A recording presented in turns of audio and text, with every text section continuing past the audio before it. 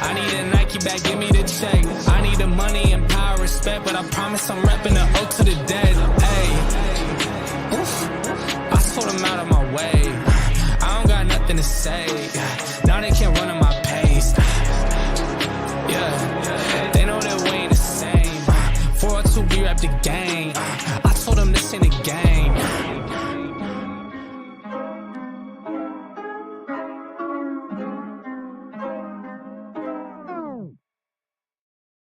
Yo, what is up? It's Phins Take with CB83. Hey, this is CB83. Hey, back to you for another fucking Victory Tuesday, man. Damn.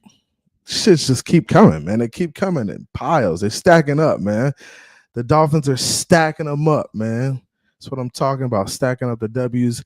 King DTA, what's up, man? What's going on with you? Hey, that's my guy from the TFTG fam. What's cracking, my boy? Shake money in this joint. Shake says, what's good, everyone? It's another beautiful day. Another beautiful day in Zamunda. Beautiful day in Zamunda. Raul, what's good, my guy? Raul Colon. If you don't know, me and Raul have a bourbon channel. Go check us out at Bros and Bourbon on YouTube. Bros and Bourbon on YouTube. Me and Raul be over there kicking it. Yeah, he says I need them headphones. I do, bro. Christmas gift? Maybe I'll get a Christmas gift from the wife or something. We'll see, man. We'll see. Treat myself. What's good with y'all, man? We're gonna do a little film breakdown. We got about 5 in the room. Hit the like on your way in. I'm sure there's a lot of people live right now. I'm just gonna go live, crank up my show, get it cracking, watch a little film, open up the panel, and just see what you guys want to talk about, man. I mean, there's a lot of narratives going around in the community right now. Just a lot of crazy stuff I'm hearing, man. A lot of crazy stuff from these film breakdowns. So I hear the chatter. I don't like to indulge in the chatter, but I'll get up on a panel every now and then and kind of address some of the nonsense that I'm hearing. And it's cool. I love the takes. I'm a take killer. So if I hear the Wolfpack, dwelling on something I feel like they should be chilling on, like I'm gonna get up there and kind of like, nip it in the bud. Like, really, are y'all serious right now? Y'all really? This is what y'all crying about this week? Like, because it's always gonna be something. That's what you got to realize about an NFL football team. There's always gonna be something you can complain about week in and week out, even if they're winning. There's gonna be always something you can complain about, whether it's clock management, game management, play calling. Like, bro, those are easy things to complain about. That's just something you're going to be able to complain about every week. I mean, that's just honestly the nature of the game, man. The nature of the game when it comes to that. So people can complain. I'm fine with you complaining. Just keep it all in perspective, right? Because there's a lot you can be complaining about, but there's a lot to be grateful for. I mean, the Dolphins are 8-3. We haven't been here in a very, very long time. Very long time. So, despite it all, despite everything that's going on, whether it's injuries or clock management or whatever's going on, you still got to appreciate what's going on with our team and where we are as a franchise. Yeah, and that's how it is. Irv says TD just criticized Tua on the play when he threw the ball away. He had a guy in his face. Bro, there's a lot of guys, I'm just gonna tell you, there's a lot of different narratives out there in regards to who's playing well and who's not playing well, how he could be better, how Tua could be better, how he can't be better. It's just it's a bunch of stuff, man. Bunch of stuff. And Raul, you said it, bro. We cooking right now. We looking good. I hope y'all do something big. I hope we do something big too. And that's the motto. And that's all we, as fans, we can hope for. I mean, hope for a playoff berth and plan late into January and February and hopefully playing for a ring, man. That's all we can hope for as fans, man. I mean, and there's a lot to be grateful for. There's also a lot. I mean, we just came off Thanksgiving, man. We should be thankful for where we are right now. Because honestly, with a rookie head coach, even these guys out here who were criticizing people, they didn't expect us to be here. Like let's be really real with one another, right? Let's have a little heart to heart with one another, and let's look around the room, right? And when we look around the room, we know we know who guys are in the community. You know, we know who has said what. The receipts are out there, right? The receipts are out there. So we know who said what. We know who expected us to be here. We know who didn't expect us to be here. Um, so when we look around the room and we assess the room of the YouTubers in the YouTube community, there's a lot of guys who didn't even expect us to be here at all with a rookie head coach, with, oh, our offensive line isn't going to be any good, with these additions to the offensive line only plug 2 holes, with Tua's not good enough, with adding Tyreek won't be enough, you know, with adding Wilson Jr. won't be enough, with the defense is going to have to carry Tua. There's just a bunch of different narratives we've heard from these guys. Bunch of different narratives. So when we look around the room and we assess people and we say, hey, you know, you had an agenda at the beginning of the year. We knew where you thought we'd be, right? We knew where you thought we'd be. So those people who are saying, oh, he's still not good enough. He's a one-read quarterback. Like, bro, I can't take you serious, bro. I just can't take you serious. So you're telling me that a quarterback isn't good unless he's like in the pocket, throwing his head from side to side, trying to figure out where the best throw is. So that's a good quarterback. The one who's in the pocket, looking like this, trying to read the defense, trying to figure out. That's not the best quarterback. The best quarterback is the one who knows where to go with the football. And if that isn't there, he could go to a second guy or a check down or something like that. Like, how many times is Patrick Mahomes out there reading the field?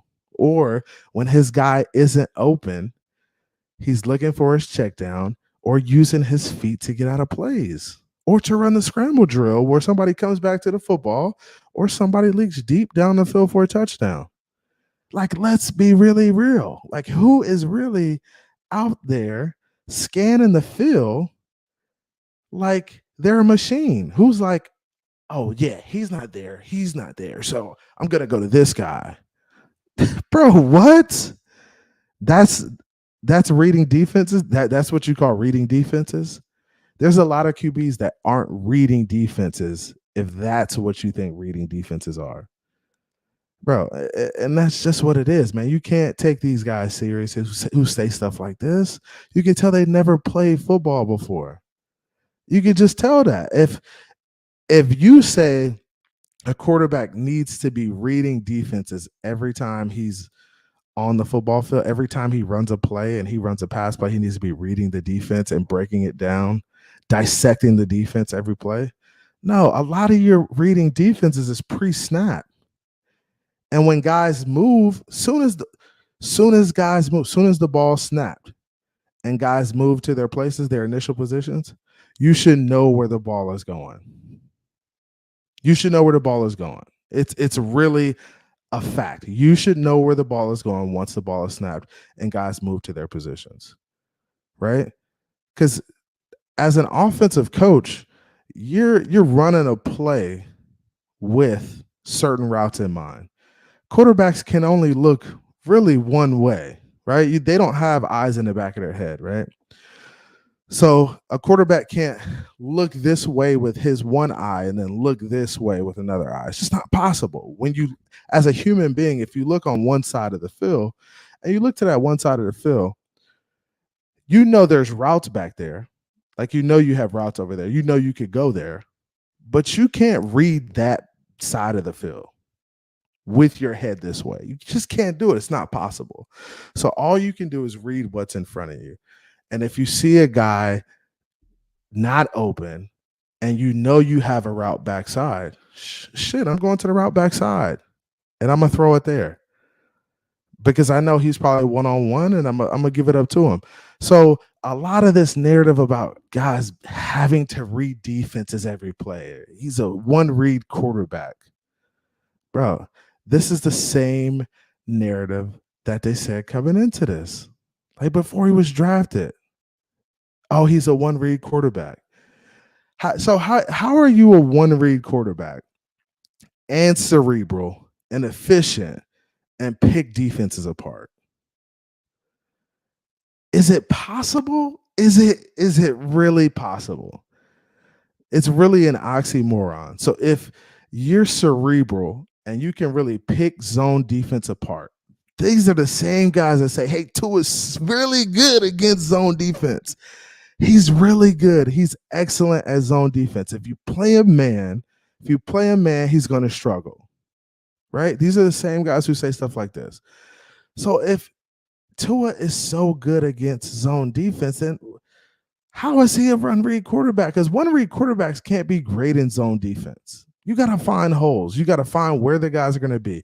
Now, you could move linebackers, right, with a play action fake and then throw it to the backside or something like that. But guys, you can't listen to everything you hear. A one-read quarterback. If Tua was one read, we wouldn't be 8-3 right now. Right? The good thing about Tua right now is he knows where guys need to be. The guys know where they need to be, and that's why we're so efficient. Guys are getting in gaps. They know exactly where they need to be. Tua knows exactly where he needs to throw the football, and we are making plays.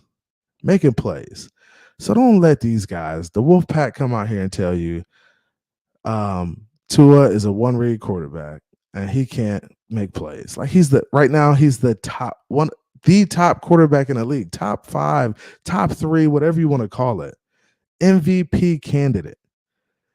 And he's a one-read quarterback. Man, you won't ever hear guys who played in the NFL say stuff like that. You won't hear analysts, and this is crazy. And these analysts really don't know shit either. Like these ESPN analysts, they never played football. Stephen A. Smith, he never played no football. You won't hear Stephen A. get up there right now and say Tua is a one-read quarterback. You just won't hear it because it just doesn't make sense. It doesn't. So if these analysts who don't really know football won't even get up there and say it, and you got guys on YouTube thinking they can break down film and he's a one-read, bro, come on, man. You got to stop the nonsense, guys. Got to stop the nonsense. And when you see the nonsense, call it out, man. Call out the nonsense. Hey, shout out to S. Harris. What's good, bro? What up, bro? 15 in the room. Hit the like, hit the share, hit the subscribe. We got a bunch of people live, but we don't give up. We up, man. Let's go, man. Thomas, what's good? He says, yo, what's up, Chris? What's going on, my boy? Yeah, my name is Chris, guys, if you didn't know. That's where the C comes from and the B. Q, what's good? Q's my guy. He says, I'm here to show love for you, my Uso. What's good, Q? The new take is Tua going to suck without Armstead. They won't let it go. Bro, what NFL team isn't worst off with their starting top 5 tackle? What can you tell me another NFL team that's not going to miss a beat if their starting left tackle goes out? Like, this is common sense stuff, guys. Like, of course he's going to struggle a little bit, but he's not going to suck. I mean, you got less time to dissect and feel and throw the ball. Now, Mike McDaniels, that's where he comes in. Mike McDaniels says, hey, I got to get the ball out quicker. I got to figure out a way to isolate that guy on the right side or on the left side since my guy's not there. He's got to figure that out. But Tua won't suck, guys. He won't suck. Mike McDaniels has a plan in place. Don't let these YouTubers fool you, man. Don't let them fool you, man. Hugh says, no one expected this to work. Why? Because deep inside, they want a reason to say they were right. Yes, exactly. Everybody at this point has a narrative that they're trying to prove, right? And that's the thing about the guys who supported Tua and have faith in Tua. We don't have a narrative to prove. We just sit back and watch you make fools of yourselves while you try to prove that he's a one-read quarterback and that he's not good enough and that all this stuff is happening. The world is ending, even though he's a top 5 quarterback at the position right now and an MVP candidate. Huh? Make it make sense. Guys, you got to make it make sense for me. If you can make it make sense for me, then please just make it make sense for me. Please. Shaq Phins, what's good with you? Q says Batman put in Flores on a chopping block and the Wolfpack are coming out of woodwork with pitchforks. Hey, bro. And I heard it during the game. They were saying it during the game. They said it over and over again. They were saying, hey, Tua just feels a lot more comfortable this year. He said it. He said he had to look himself. This is his words. Tua had to look himself in the mirror and say, am I good? Am I a good enough football player? Can I really do this? Because his confidence was that shot under Flores, which is wild to me.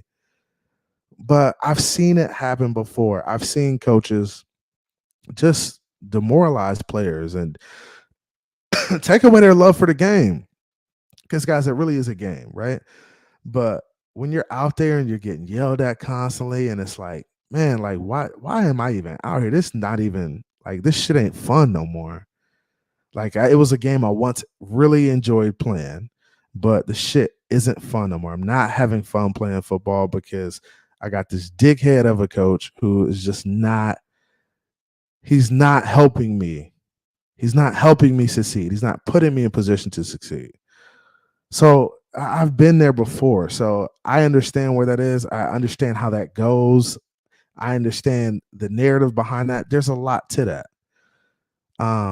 But man, and people underestimate the value of coach-player relationship because it really can be a deal breaker. You could either thrive under it or you could just fold, right? If the coach is just putting the pressure on you and you feel like, man, it's not getting any better. I don't have any support. The assistant, and this is the thing that usually happens with coaches, right? Usually your head coach is the one who's gonna be the lifter up, right? He's gonna be the one that he's gonna be good cop, right? He's typically the good cop. He wants to save the day. He's the head coach. He's the head guy in charge. Now, when you look at assistant coaches have groups of men. Tight ends coach, offensive line coach, receivers coach. They're the ones that see their guys all the time. They see them every day, all the time. They're in the groups all the time. They watch film with them. Guys, those guys are the dickheads. These assistant coaches, those are the ones that are getting in guys' faces constantly. Hey, you got to be better. You got to do this. You got to do that. It's not really a head coach's job to do that. A head coach's job is to like bring everybody up, bring everybody together, and kind of galvanize the team under him. So when you have a head coach who's demoralizing you, and then you have assistant coaches who are on your ass too, and it's coming from all angles because you got a bunch of different coaches, offensive coordinator, quarterbacks coach. It gets to be a lot, man. So Flores, I hope he understands now, man. You got to take on a role of more of a leader of men, not really trying to coach guys so hard. Let the assistant coaches coach guys hard, especially if it's not your expertise. But if you're not a quarterbacks coach, let them guys handle it and just lift Tua up and be his support. That's really all you could do because you don't really, or you're not a quarterbacks coach. Like you don't know the mechanics, you don't know what he should be doing. So he'll learn, or he may learn the hard way. I mean, he's already learning the hard way, but that's what it takes, man. Herbs in here, Chef's in here. Chef, what's good, man? Chef says, what's good, OGCB83 and everyone? How y'all doing tonight? Check your pulse. Fins up. Hit the like button. We got 20 in the room. Raul Parada in this joint. He says, what a relief to hear you, CB83. The Wolfpack are more dementors sucking the joy out of winning. And that's all I heard this week is just like negative stuff. We had Houston up 30-0 at halftime, and the world is ending because Teron Armstead got hurt and because we let them score 15 points in the second half after taking out our starters. Like, huh? Like, you didn't expect them to get no points? I mean, I expected our defense to kind of step up a little bit, and I expected our offense to kind of still score at least a field goal or so, like field goals and maybe a touchdown, but it just didn't play out that way, and it happens that way sometimes. But I'm not going. It's not. The world ain't ending, guys. It's not. It's not ending, man. It's not. And Shaq says Manning said every quarterback makes pre-snap reads, and that's every quarterback. If you're a good quarterback, you're making pre-snap reads. You know where to go with the football before it's even gone. And if they jump to something where, hey, they're jumping to something and they're taking something away, then shit, I gotta go somewhere else. And that's where Tua is, bro. And these, you're right. These are the same dudes that want Lamar Jackson. Because he can read defenses. Lamar Jackson is out there reading defenses? Huh? Bro, be taking off. He ain't read no defense. If that first guy ain't there, I'm gone. That's Lamar Jackson. Come on, man. Y'all already know what time it is. Let's get into this film study. He says, how do you feel about the Chargers game being flexed to Sunday night? I like it, man. Why not? Why not? We should be prime time for the rest of the season. We're the best team in the league. We should be flexed on every prime time game. Get us there. If y'all want to see something electric, get us in a prime time.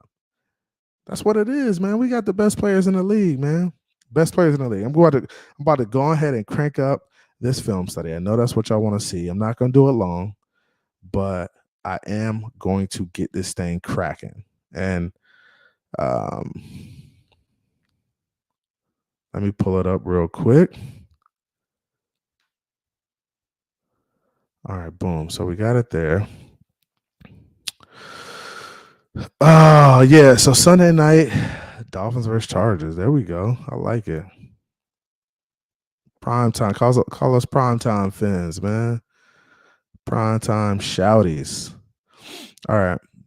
So I'm going to bring up this film, guys. Like I said, we're going to watch a little bit of this. I want to watch. This is what I'll tell you I want to watch. I want to watch a little bit of offense, a little bit of defense. I want to see what was happening where the sacks were occurring prior to the second half. I want to see a little bit of the defense, big plays, and we're just going to watch a little bit of that, watch a little bit of everything, and then I'm going to open it up for you guys. So get ready for that. So let me go ahead and share this screen real quick. Get this window. Share that. There we go, right there.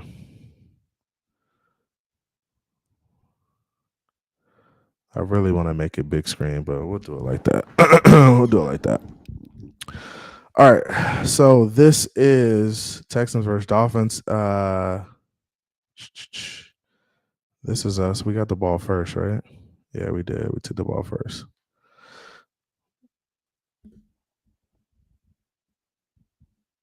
All right. So this is us. And this will fix in a second. It's just.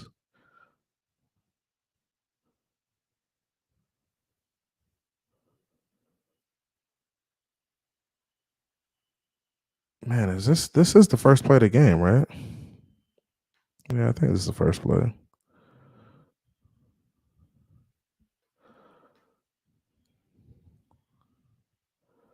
Kind of mad it's looking like this. What is going on with this screen? There we go. So this is the view right here. All right, so Armstead's in the game. It's definitely early in the game. Here we go. So we're looking at the rush right here. So you see they have 3 down linemen here, and then they have a stand-up guy. This is Jasecki right here in the slot, right? Look at the protection. So the protection, they're usually taking 4 down and Mike, right? So Armstead has this guy, Jones has this guy, Connor Williams is going to come this way, Robert Hunt's coming this way, because they know that's where their backers are. Backers are on the left side. If it's facing their left, and then this guy here, this right tackle, Alston Jackson, is out here by himself on an island. So when we look at that, they're taking the proper steps.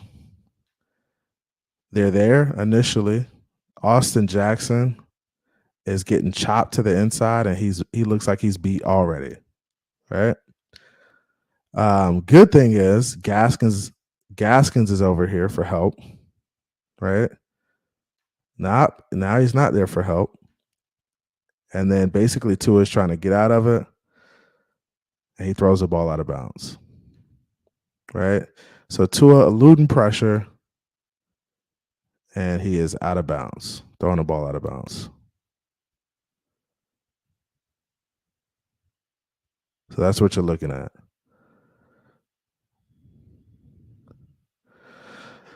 All right, so Austin Jackson was bad on that play. He gets a negative for that play. Everybody else was pretty good for the most part. Here we go, trips right, actually, and then this is trips over here, and then we got two receivers stacked right here, Jasecki and Sherfield. Protection looks good. Craycraft over the middle for a dig route. Tyreek comes across the formation, and then they're traveling with them, so it looks like almost like a man under maybe. Now they're going back to the other side. This is like a cover 2, right? You got two safeties back.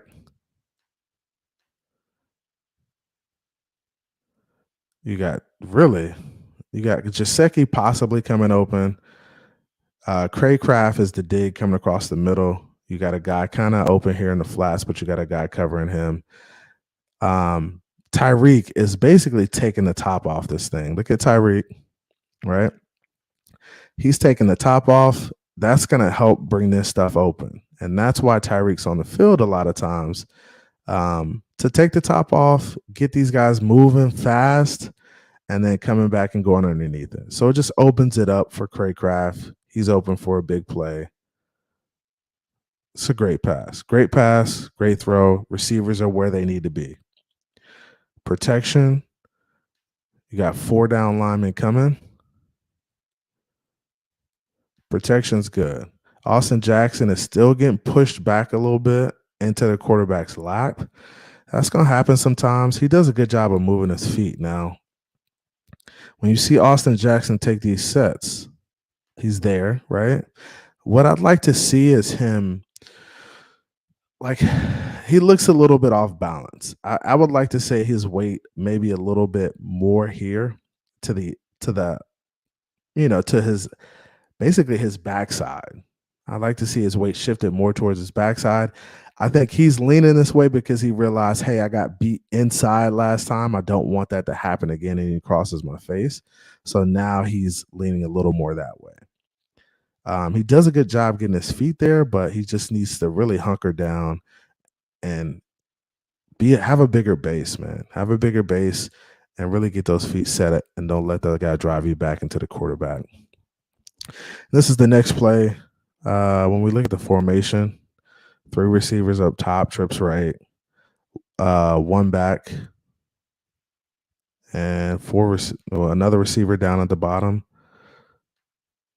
That's just Jasecki up there, tight. Sherfield. I think this is Tyreek. And then this is Craycraft down here at the bottom.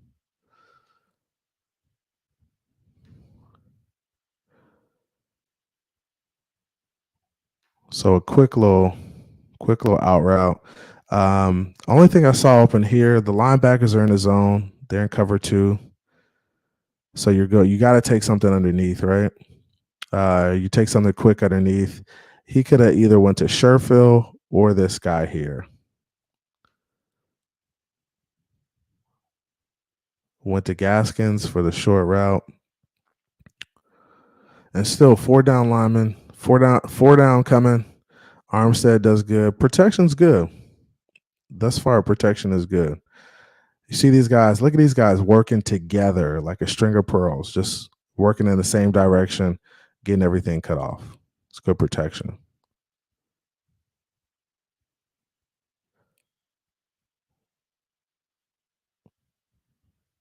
Let me go back to it. Let me pause this. Can everybody see this good, or is it choppy when I'm going through it? It seems kind of choppy when I'm looking at the screen, but I mean, it's fine on my screen. Looks good on my screen, but looks different here. So you got Waddle in motion coming across. 3 receivers up top, 1 receiver down at bottom. So it's an empty formation. Houston's got guys close to the line of scrimmage. They look like they're cover 2 right now. 2 safeties back.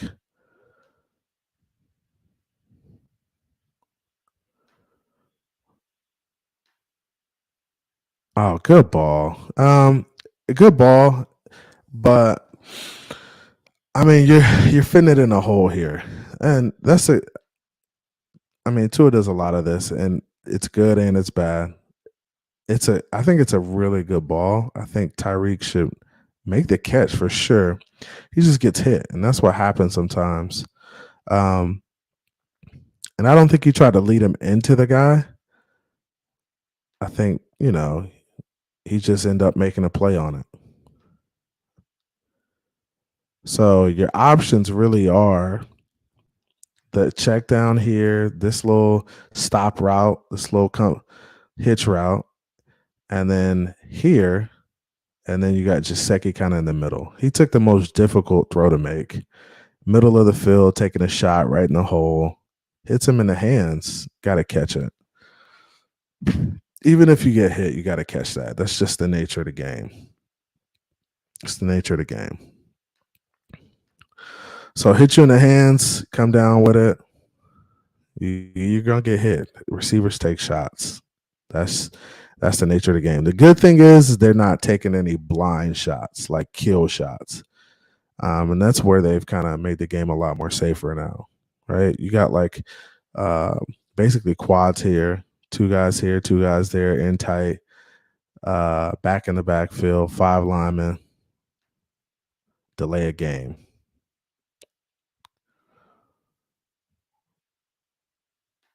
Let's get past this.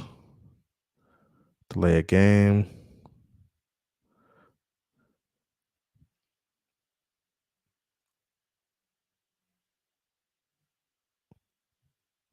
All right, so here we go. So we got the same thing here, 5 wide, 5 receivers, 3 up top, 2 down here. This receiver here is going to kind of stay inside to help and then get it out in the route. And that is, I think, and that's Jeff Wilson Jr. in that one. And guys, this is really like an extension of the run game, but man, this stuff is pretty effective, right? Because you got to think, Mike McDaniels is thinking, hey, they don't want to get beat deep. So look at how fast Tyreek and Waddle are sprinting down the field, right? That is to make it look like, hey, we're taking a shot at you, but we could go underneath and still get positive yardage because you're so far back trying to make sure you don't get beat deep. So they're both running corner routes here, right? Both running corner routes. He's running a corner. He's running a corner down here. Jaseki's kind of in the middle of the field. These guys are kind of sitting down on the flats and just waiting for the football if it comes to them. If this guy's dropping like he is, then Tua's going to take the underneath. So this corner down here at the bottom, he's dropping, doesn't want to get beat. So Tua's going to take the underneath, get the first down. Now, if that guy was to sit on this flat here and just not move very much, if he was to sit like on that 40-yard line, this guy on the bottom, this corner here, if he was to sit right here, Tua would take this shot in this hole right here. But he realizes he's backing up. So he's like, man, I got to take whatever the defense is giving me here. So you don't want to miss a play by making a bad play. So easy check down, easy first down. So this is next play. Look, five wide again. And people were talking about, there were a lot of people saying, hey, why didn't we run the football? Why? I mean, that's not what Mike McDaniel showed. He didn't show you he wanted to run the football a lot. When he came out and he was running 5 wide, he's working on his stuff, guys. And I know you guys are thinking, oh, we should be running the football. Do whatever you got to do to get the win, but work on your stuff. The stuff you're going to need late in the playoffs and things like that, you're going to need, work on your stuff. This shit is like playing 7-on-7. Really. It's like running 7-on-7 drill. I mean, you got 5 wide out there. You know exactly who your guys are. It's like playing 7-on-7. It's like being in practice. So when you have a tune-up game like Houston, you can get away with doing stuff like this. Work on your stuff. And that's what I was saying coming into the game. 5 wide, get out here and play. Work on your stuff. You can see it right now. They're working on everything they're doing in the pass game. You got Craycraft coming across the formation. Three down linemen rushing. Oh my gosh. Austin Jackson getting beat like a drum. My gosh. That's rough. Tua does a good job of stepping up and making that play. Stepping up, hitting the guy in the hole, taking that shot.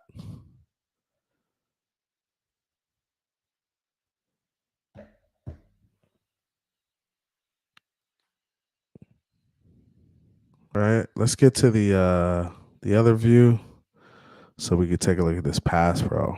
Man, Austin Jackson, that's not very good, my boy. So here we go, Austin Jackson.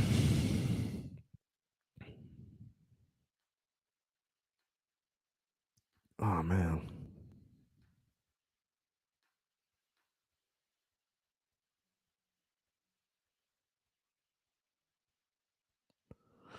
And look, guys, this may not be the beginning of the game, but when you look at it, because Teron Armstead isn't in anymore, you got Shell in.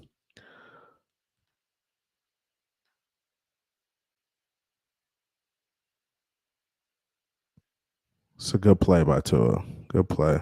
Now let's look at Austin Jackson real quick.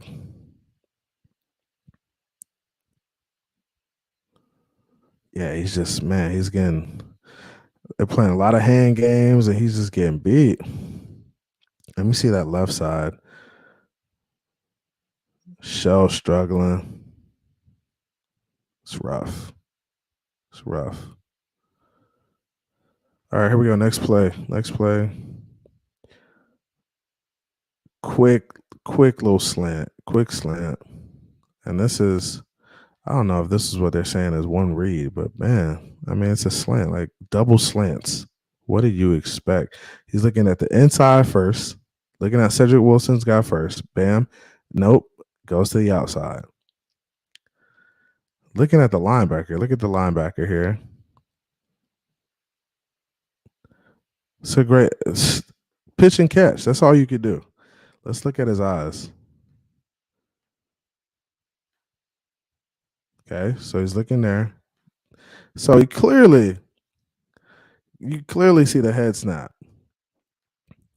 Looks at the first guy. Nope. Then goes to the second guy. Looking at the linebacker. Nope. Go to the second guy. Hit him. That's all you can do on that play. I mean, there's not a lot of reading that goes on in these plays. Oh, so this is the drive. This is the drive where Teron Armstead gets hurt. And so this is not the beginning of the game for sure. Because this is where you have the 3 sacks in a row. And we'll go back to it. And you can see this is Robert Jones' fault just off the break. And I really wanted to watch this drive with you guys to show you kind of what was going on too. So this kind of works out. I'm not probably going to spend a lot of time showing the good stuff because, I mean, it was good. So here you go. Here, this is Shell and Jones, right? Jones just get beat. Look, he just gets beat bad. And then it leads to a sack. And then Shell's kind of beat too. They end up getting a face mask call, so we get away with one.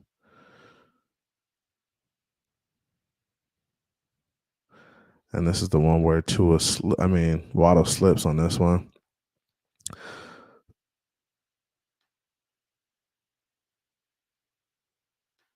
I think if Waddle keeps his footing, this is a touchdown, or at least on the goal line. He may get hit close to the goal line.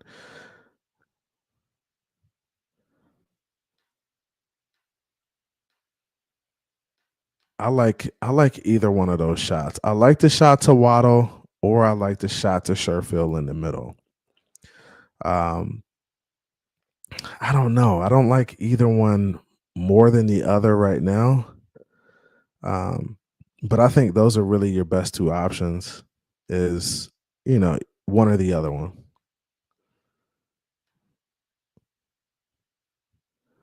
Either way. So if you throw the ball here, he's going to get two guys on him. If you throw the ball here, he's going to get two guys on him because that safety is going to go wherever the ball goes.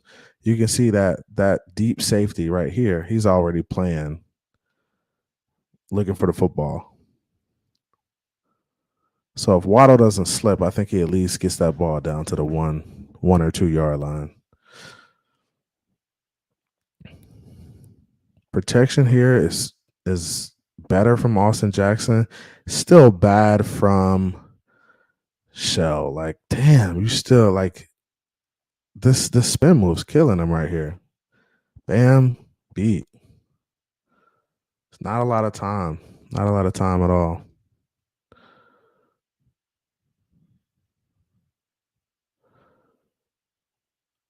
All right, so coming back, and this is where he gets bent up. This is that drive where he just takes sack after sack after sack.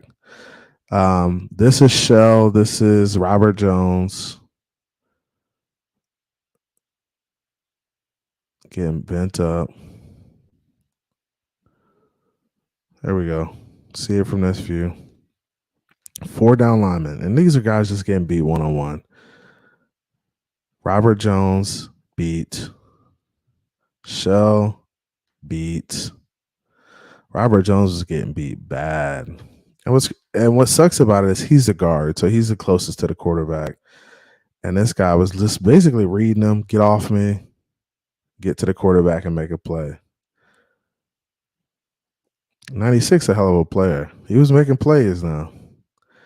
That's what we can say about him. He was making some plays, man. And this is right before the half, right? So that's that one.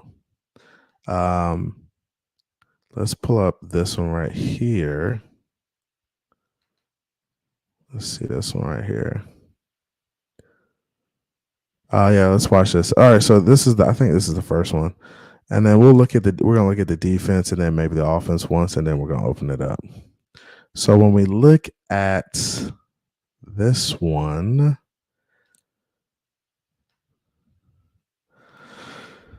all right. So this is defense. We are playing 3 down, basically 5 defensive linemen, 5-man front, basically 5-2.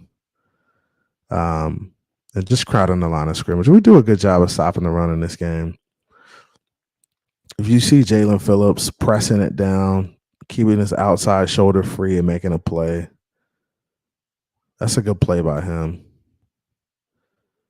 Watch Jalen Phillips right here. This is him right here, head up on this guy. He's got the tight end on him, so he should be dish ragging this guy. And that's what he's squeezing. He's squeezing on that tight end because the tight end he's going to block down. So the defensive end should be squeezing once the tight end goes to block down. He gets hands on him, and then he finds the ball. So that's a good play by Jalen Phillips. He's playing strong with his hands. He understands where he needs to be now. He just struggles with these running quarterbacks with the contain. So you got Chubb in there, Phillips in there, and Christian Wilkins and Raekwon was this? Raekwon and Christian Wilkins is on the left side. So yeah, they're just doing a good job of, getting off the ball, getting their arms extended, really pressing that guy in the gap, and then funneling that guy right to Landon Roberts. I'd like to see Landon Roberts be a little bit more aggressive and go stick that guy in the hole. Go now. Instead of catching him, but he does a good job. So I thought early in the game, the defense they were on par. I mean, right where they needed to be, right where they left off from last week. Really forcing the quarterback into some tough plays. So this is Duke Riley blitzing. I do like that they're getting Duke Riley some more snaps. And when we go back and look at this formation, you got Duke Riley on the line of scrimmage right now, stemming like he's going to blitz, right? You got Melvin Ingram, really two down linemen. Eric Rowe, he's on the tight end here, kind of man-to-man. Chubb is out here. So you got these four guys rushing, and then you got Duke as well, five guys. I mean, I like that formation. You're going to get some pressure out of that. Melvin Ingram is winning his rep. It's Melvin Ingram doing a good job on his rep, winning his rep. And guys running to the ball, man. That's all you can ask for. It's really all you can ask for. It's a good series from them. Good series. Punt. We didn't need to see the punt. I'm fast forwarding it.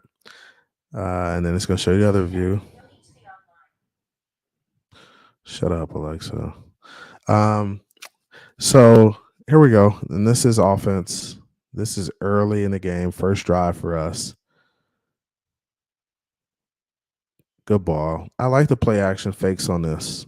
Play action fake, looking like you're running the football. Turn around, give it to the guys open. Linebackers think it's run. Look at the linebackers moving. They move a little bit. As a result of them moving, you can find some space. Let's look at the offensive line, how they're fake. Blocking's pretty good. And these blocking schemes just make it easier for guys. They make it a lot easier for them. Mace, what's good with you? Hey, shout out to everybody in the chat, man. Appreciate y'all coming through, man. Appreciate y'all coming through. Terrence in this joint. What's good, Terrence? All right, let's get back to this real quick. And I'm gonna wrap this up soon. Mace, come up, man. I'm gonna drop the link too.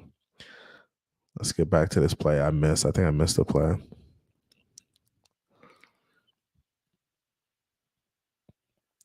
All right, so looking at the formation, we have three receivers, and we have a tight end or a fullback type, and then we have a running back. So it's kind of like a 4 wide receiver set with a tight end, or 3 receiver set with a tight end and a running back. Houston's kind of playing us 4 down linemen, 4-3 basically, 4-3. So this is kind of like a zone, and then we're coming back across. And this is what I like about the pass blocking. It doesn't look like pass blocking. So you disguise it, you make it look like it's run, and you don't have to worry about guys getting beat all the time. You see how they're making it look like run? It looks like a double team. The linebackers are thinking, damn, it's a run. It's not, though. And that's how you scheme guys open. Look at the linebackers flying. 1-2, fly to the ball because they think it's a run. It's a pass. So you're just scheming guys open. That's something we didn't do last year. There we go. So 2 receivers here, 2 receiver types, a receivers there, one coming across the formation, Tyreek.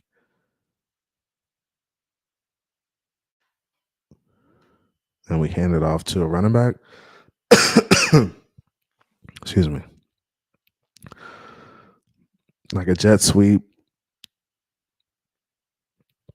And Smythe's in there blocking, man. Smythe, I like Smythe, man. He'll get in there and stick you a little bit. Look at Smythe.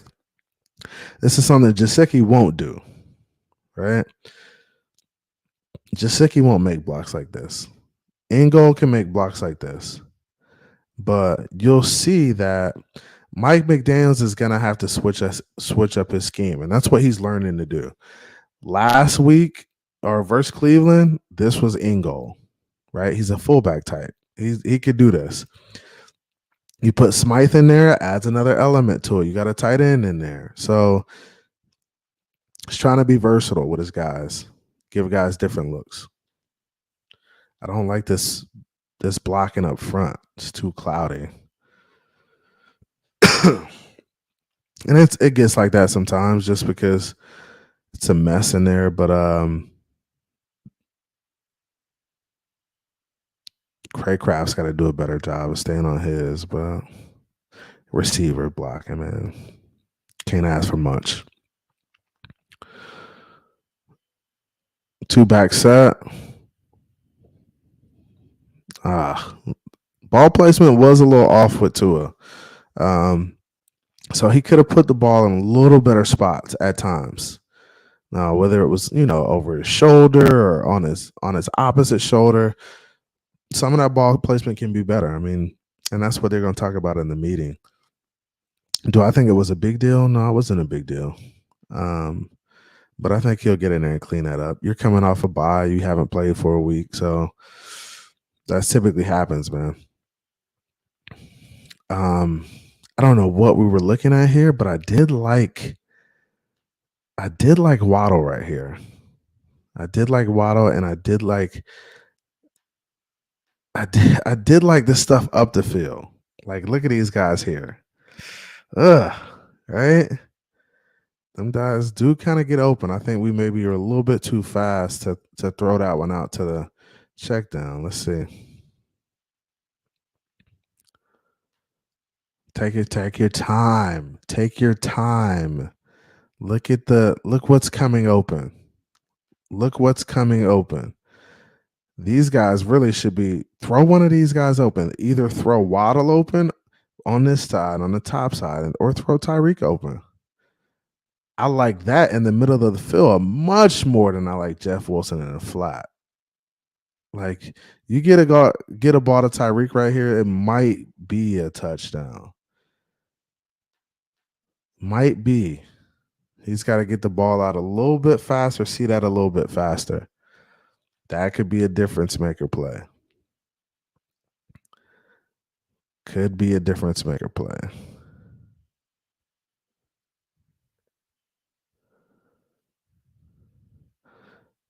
All right, so here you go, 5 wide here.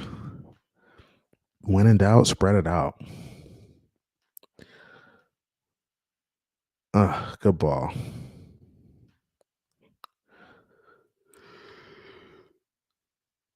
So that's Tyreek. Is that Tyreek? Or is that somebody else? Or is that that's Sherfield? Is that Sherfield or is that Waddle? Oh, that's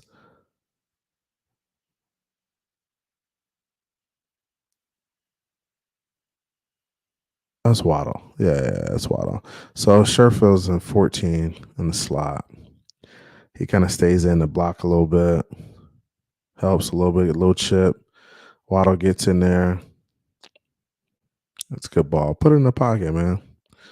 What else can you ask for? Is this one read quarterbacks? I don't know. Whatever it is, that shit worked. This protection from this right tackle is struggling. Austin Jackson, struggling. Almost holding. Sherfield gives him a little bit too much, maybe, and it kind of knocks him right into the gap. Everybody else looks good, though. Robert Hunt's doing good. Connor's good. Armstead's good. Yeah. Dolphins playing good football, man. I mean, no matter what you say, they're playing pretty good football. We haven't seen an offense operate like this in a long time. Long time with us.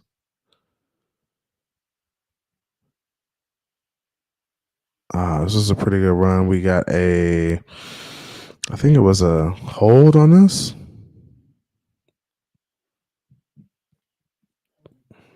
Yeah, holding. It's on Robert Hunt too. I think it was on Hunt. I remember in the game it was on Hunt.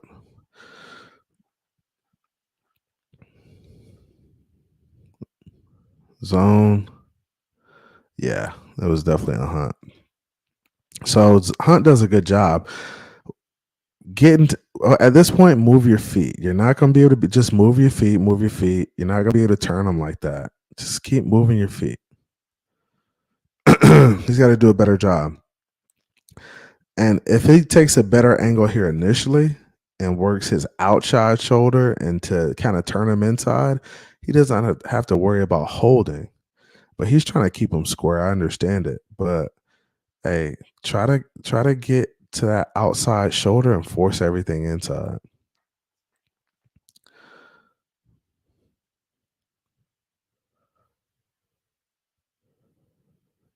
So here, gotta catch that one.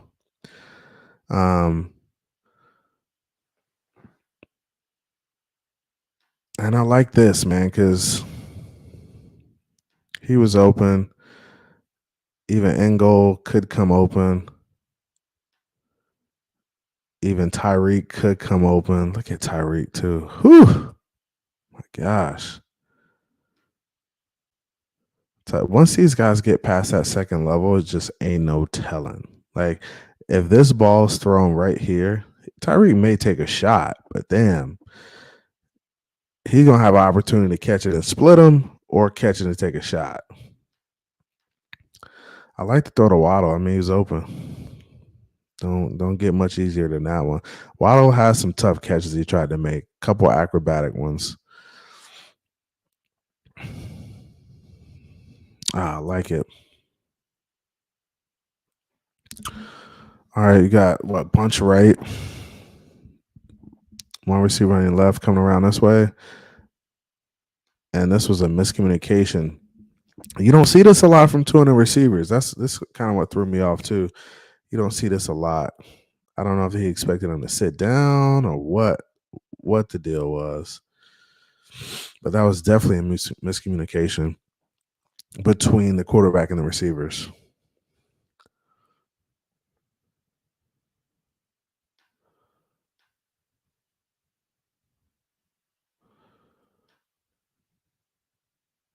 All right, here we go. Next play. 5 wide. When in doubt, spread it out. This was a tough one. Ball placement could have been better on this one. He put it on his backside shoulder. You need to put it like front side shoulder. Let me see who else was open here.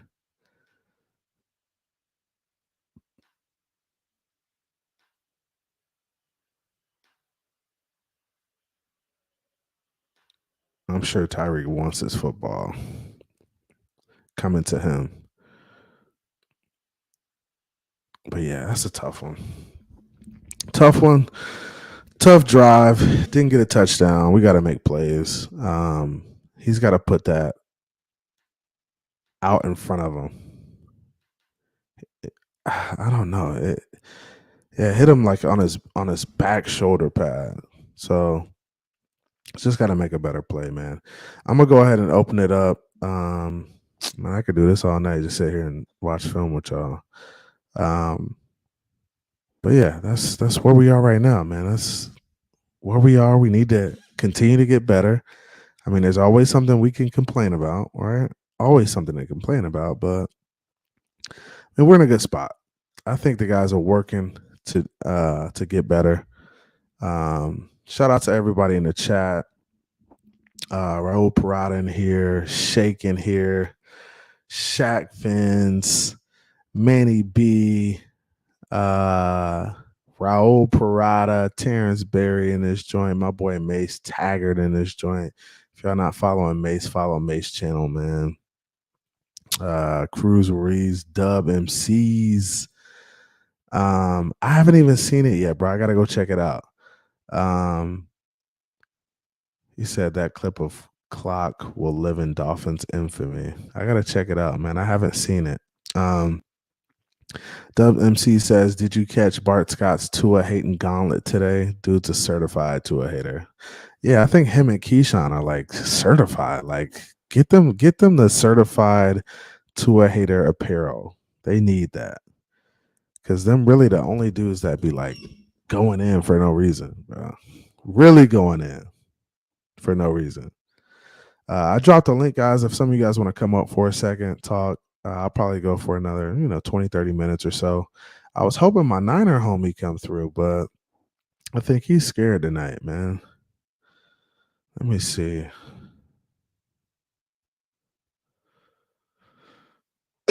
Let me see if he's going to come through, man. If y'all got any Niner homies, tell them to come through, man.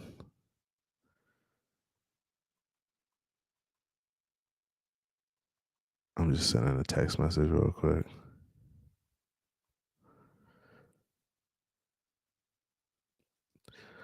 Yeah, man. So yeah, I appreciate y'all coming through, man. I'll drop the link in the chat. Don't be scared. Come up. Come shop it out with your boy, man. We got the big bad 49ers this week. And I think the 49ers are a pretty good football team.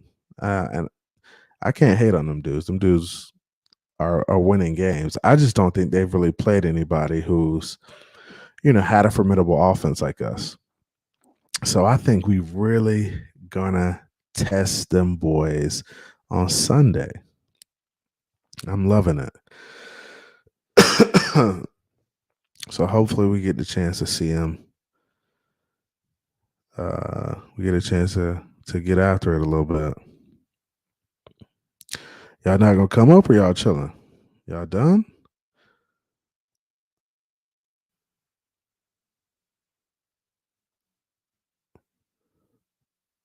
Yeah, that boy Tua balling. I'm getting all type of man. Hey, my dog T Berry, what's good with you, my boy? How you doing? Man, you already know I'm in the building, man. Hey, I figured you was in here somewhere, man. What's going on, man? That was me right there with the Terrence Berry on shit, bro. That's me. Oh, But okay. but yeah though, man, yeah, we doing our thing, man. First off, shout out to you, bro. I like how you always come through and show love, man. Let a bit come up on the channel and shit, man. Yeah, for sure, bro. It's always love, man. What you think about Sunday's game, bro? I know we was talking about it beforehand. We said, Yeah. it should be a blowout. But Yeah, what you man, listen. This how I feel about it. I ain't gonna lie, man. You know, we got to go down there and handle business because this little trip out west, what they talking about, it is a major part of the season. This actually from the beginning, okay, in the first part of the first three games, I said, yeah, man, boy, if we can make it out of there. I mean, the first four games, I was like, we can make it out of that 500, we good. So this the part of the schedule where I was like, okay, them last six games, this shit gonna be real. So pretty much my expectation, they done fulled out, man. Like I can honestly say I'm at where I wanted to be at the beginning of the season. You see what I'm saying? So like as far as this game though, bro, we got to go out there and play good ass defense because this gonna be a defensive battle. Like I don't think they gonna let us put up 20 points, and I don't think we gonna let them put up 14. Like I see this don't know being a though. low scoring game, bro. I could see that too, right? But I figure we got some game breakers on our offense, and they got Debo's good too, right? So they got a game breaker in Debo, but I feel like if we could get Tyreek the ball once or twice in the open field, he can make some guys miss, and we haven't really seen Tyreek really like get off the way like we want to see him get off. Yeah. But I think in games like this, he may be a difference maker in, making a play that can like change the dynamic of the game.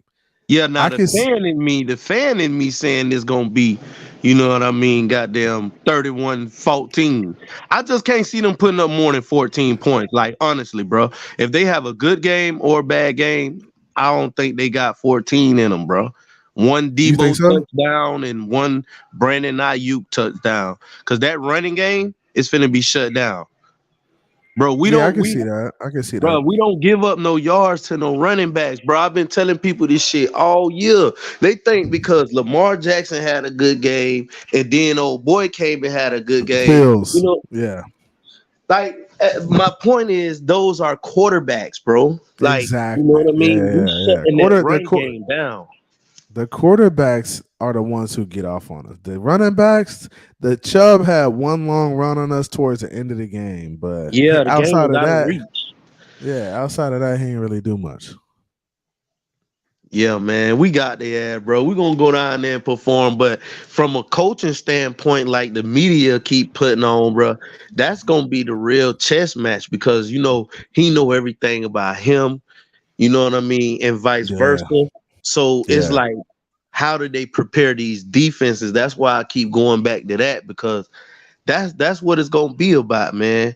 Trust me, there's gonna be really a deep who defense can step up, and I mean, I think our defense coming in the form, like that's what I It, believe. it is. I mean, and when you look at the plays we made last game, Van Ginkel had a pick. We had a what? A fumble. That big force fumble that Rowe hit Buddy, and the ball came out, and we returned to the crib. Mm-hmm. So I think our defense is kind of coming into their own. Like the second half of that game, they seemed a little flat. They did seem a little flat, but I felt like they just kind of felt like the game was out of reach too, so they kind of laid it down. But when this early in the game, when that shit's really popping off, I feel like they're gonna make Jimmy G. They're gonna force Jimmy G into a couple turnovers. I mean, I think that's his game too. That's what I've said this, bro, since the schedule came out. I looked at this game, I said that's two picks. I don't give a damn if it was Trey Lance or him. Cause like, I'm gonna be honest, man. Jimmy Garoppolo is a good quarterback. Like I believe Kirk Cousins is a good quarterback. So I know a lot of people gonna disagree with me on points of views. But Jimmy Garoppolo, bro, I was just looking at the Saints game versus the Saints and shit. And Yeah, when you get that pressure on him, he don't let the ball go as quickly as he should. he And started seeing ghosts. those hesitations on his throws, X gonna pick them shits off. Holland, them boys jump in them passing lanes. When the pass is late, oh man, that's what X love. I'm Yeah, telling you, yeah, man. I know yeah. we've been waiting for a fucking breakout game from him all season. You know what I mean? But We have. but truthfully, he got turnovers, bro. He got fumble recoveries. He got, you know what I Yeah, mean? We ain't getting the interception production, which we value so much. But he's around the ball. You know what he I'm is. saying? He is. He around the ball. He just. I think it'll come to it. I mean, as playing a DB, you don't always get the ball thrown at you anyway. So I think. Not right at you. Yeah. So I think X is primed for making a big play this week for sure.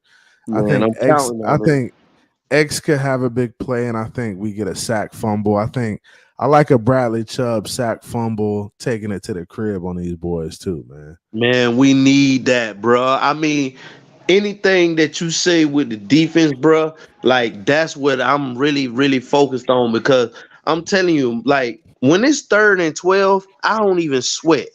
Hey, I don't even yeah, we sweat. should be off the field on 3rd and 12. That should be automatic. No, That no, should no. be. When we on offense and it's Oh third yeah. and Oh yeah. 12, Yeah. Yeah. I Yeah. don't Yeah. feel Yeah. like, oh man, it's a big, you know what I mean? Yeah. It Yeah. gotta Yeah. be Yeah. third Yeah. and 15 plus for me to look at it is unrealistic. Like I really believe we converting those plays. And so I say that to say on the defensive side, those are the plays we gotta stop. We can't give when it's 3rd and 12, they got to get the Get fuck off the field. You got to get off the field. And I think that's the difference between great teams and good teams too. Like great teams gonna find a way to get off the field. Like they getting off the field. They don't want to be there. They're gonna make a play. They're gonna find a way. Yeah, man. Good teams, they're gonna be some plays where they give it up. They're gonna be on the field for 8-play drive, 9-play drives, bro. Them good defenses, bro, be off the field quick. Over to the sideline. Hey, let the offense do their thing. Let the Another offense thing cook. too, bro, on defense. Thomas, real quick, Thomas, what's good with you, man? Hey, what's good with y'all, man? How y'all doing today? What it do, Good. Tommy? What it do, man? How you doing, How you bro? doing, T-Barry? How you doing, CB? Doing good. Another day, bro. Another day. Another day, another dollar. For sure. But go ahead, T-Barry. What you were saying? Nah, let me hear what Thomas got to say. Go ahead, run it, brother. Cause I'm gonna talk about this defensive shit forever, bro. Cause that's really where it's at. That's the match, bro. Trust me. The offensive coaches gonna neutralize each other, bro. It's gonna be about that defense. But go ahead, Thomas. Actually, I'm right there with you with the defenses, and that's the problem. The way I see it, the way I'm looking at it, I mean, we're missing our top 4 defensive players, and they're out for the season. Facts. Well, 3, and one's being a holdout bitch, and I know he's still under the pup, but he's being a holdout bitch. He is, man. He Will Fuller in our ass. No, not Will. Will Fuller's gone. I'm talking about Byron Jones. Yeah, he's hurt. Byron Jones is Will Fuller in us. Yeah, he's doing the same thing Will Fuller did. Yeah. And so I look at it as, it's going to come down to what you said. It's going to be which defense does the most, because Mike Daniels came from San Francisco. They know what we're going to show. We know what they're going to show. Now, who gonna make the plays? That's what it's going. Exactly. Who's going to make the plays? And I'm sorry, with Armstead out and Jackson getting hurt again right after his first game back, and our outside being gone, they got Nick Bosa. That ain't no joke. Yeah, this is what you can expect. You can expect a lot of tight ends in the box or a lot of in goal in the box. Either one. That's what I'm saying. If they're throwing 7, we need to have 7 in the box too. Bro, we need to have 8 if that's the case. Because Tyreek could probably get past 2 of them dudes. So I'm just hoping Mike McDaniels has the game plan, and I trust that he will. Even with if Armstead's out, I'd like him to play. But if he's out, I have trust that he'll figure it out and scheme a way for us to be able to run the ball too, man. Like, I know we talk about passing the ball and making plays in the pass game, but Bosa's the type of dude that wants to run upfield. And since he wants to run upfield, run underneath his ass. Like, let him run up the field thinking he's got the quarterback and then go right underneath him. And that's true. And that's honestly what we did in Cleveland. And that's why we were so effective. Them ends want to pass rush. Myles Garrett, Jadeveon Clowney. Y'all want to be great pass rushers? Cool. All right. Go outside, try to be a great pass rusher, and we'll run right underneath you and get positive yardage. I mean, Jeff Wilson was toting that thing versus Cleveland. And the ends were running up the field looking like, oh, we're just trying to make a play on the quarter. Nah, the ball's gone, bro. You got to chase it down the field. So I think that's going to be important, man.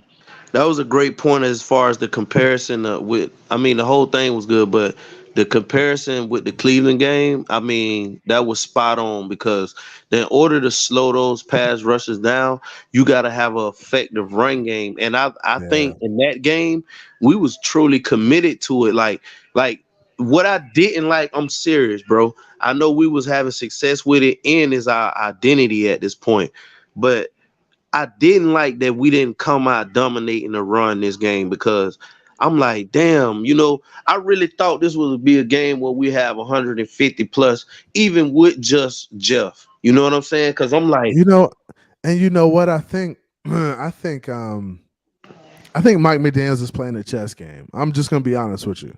I think he's playing a chess game, and I think he's saying, hey, I think he's really going to key on what I did this week and not worry about what I did the week before on film.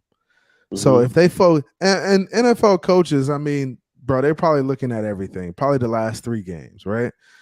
But if he's thinking, oh, he threw the ball a lot, he's in 5 wide a lot, and we come out and we go heavy package and we go heavy receivers and we just pound it down their throats, that could be a sign of something totally different that really throws San Francisco off. I agree. I mean, not to jump off what you just said, but they defense really, like, I don't even know their cornerback's name, bro. I know one of their cornerbacks' name. His name Ward, and he's their third cornerback. You get what I'm saying? Like, I got a lot of respect for They don't have no cornerback. they don't have That's no why they dudes over rely on there, the front man. seven. They rely on the pressure. Yeah, bro. They rely on that boy in the middle, Fred Warner, bro. I mean, like he's Yeah, a beast. monster, bro. Yeah, He a monster. So we gotta find a way. We gotta find a way to use his speed to our advantage too, right? So he's a player that wants to fly around and make a bunch of plays, right? When you get a guy like that, you got to neutralize him with the play action. If he wants to make a play all the time, find a way to get his ass off his rocker and then throw it behind him or something. You got to keep his ass guessing all game. Yeah. So I think that's going to be part of it too. Yeah. Yeah, that's going to be the chess match as far as offense and defense. Him, Tua versus Fred Warner, bitch. Yeah. Tua versus Fred Warner, and then it's gonna be the tight ends and the fullback versus Bosa. Watch, yeah. I'm telling you, that's gonna be the plays all game. The keys to watch is them tight ends and them fullbacks on Bosa and see how they play him. I mean, when you look at Myles Garrett did absolutely nothing versus us, bro. Nothing. You know nothing, bro. Well, I would like to see from an offense standpoint us run some like running back screens because I haven't seen that all year. Like I see us throw a screen to the wide out, but I ain't seen one running back screen. Let them rush in heavy, you know what I mean, and pop their ass right behind them, and you know what I'm saying. Go take it. That's something we haven't done, man. And when we look at it, I mean, honestly. I feel like we haven't really had that. I feel like Jeff Wilson's the back to do it with. I mean, I know Edmonds wasn't that dude. Mostert, I don't think he's really a screen back, man. But I think Jeff Wilson's the perfect guy to run them screens with, bro. Yeah, man. He our number one when it's all said and done. Now, I say I was kind of disappointed in the last game as far as the run aspect, bro, because that was a game to come out there. Like, even the coach said it after the game.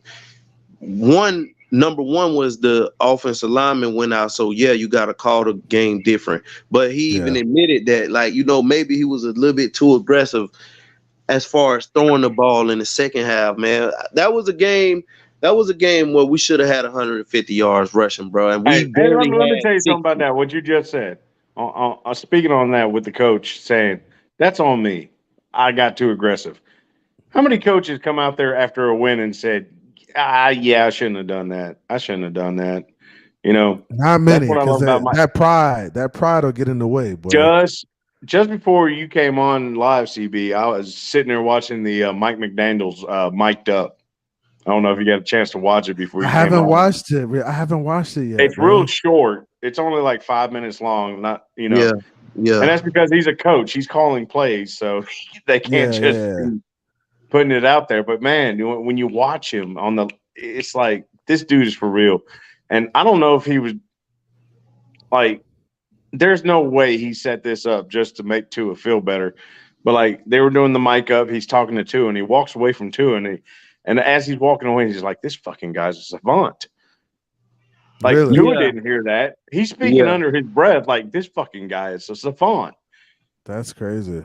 And I'm just like, there's no way he's like, oh, I'm mic'd up. Let me say something positive.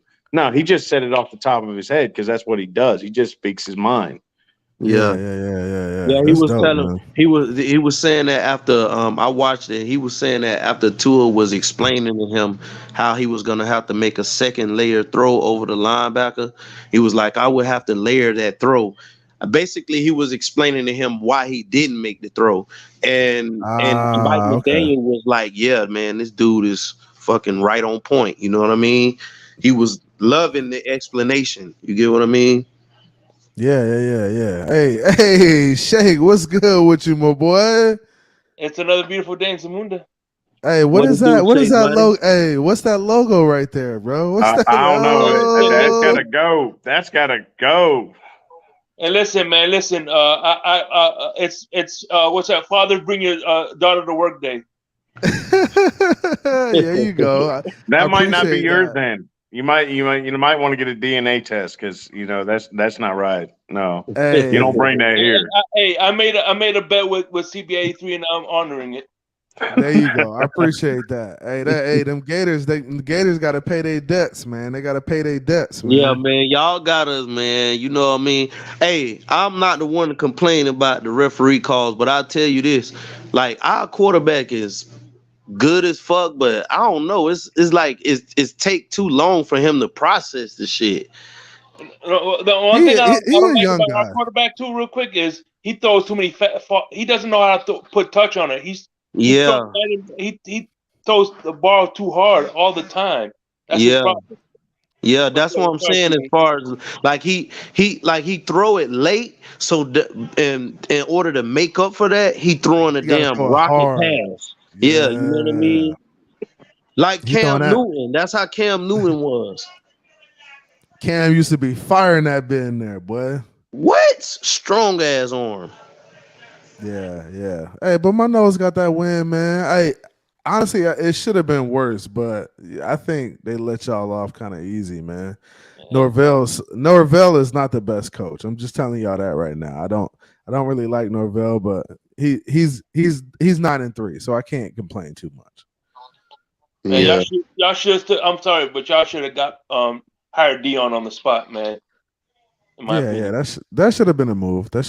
Hopefully they'll figure it out. They figuring it out the hard way right now. Yeah, I don't know why the hell y'all ain't hired Dion though, man. That shit would have made so many waves. Like with all the culture change and everything, that shit just would have been perfect for y'all, man. All three of y'all might be speaking Spanish right now because ever since the 1990s, when they put that 80-year-old woman in charge of the Miami Hurricanes, we ain't been shit, and I ain't watched college since then. No, I'm talking about. I was talking about Dion to the nose, though. Yeah. I agree. But yeah, man. So, this gonna be a good. When a father sees his son beat him at something. Oh, get out of here! Get out of here! Hey, did you see? Hey, speaking of sons, did you see that hit that Teddy Bruschi's son put on him on his last day in pads? Oh yeah, I seen it. Yeah. That was hard as shit. Hey, CB, you missed it. TB, it was their last game. They were in their pads and everything, and everybody was doing their little run in. And his son turned at his father and knocked him on his ass. We're talking about Teddy Bruschi knocked him on his ass. Yeah, I heard Randy Moss say on the broadcast, it was like, that's for all the times you was telling him to go upstairs and clean that room and shit. Yeah, it was good.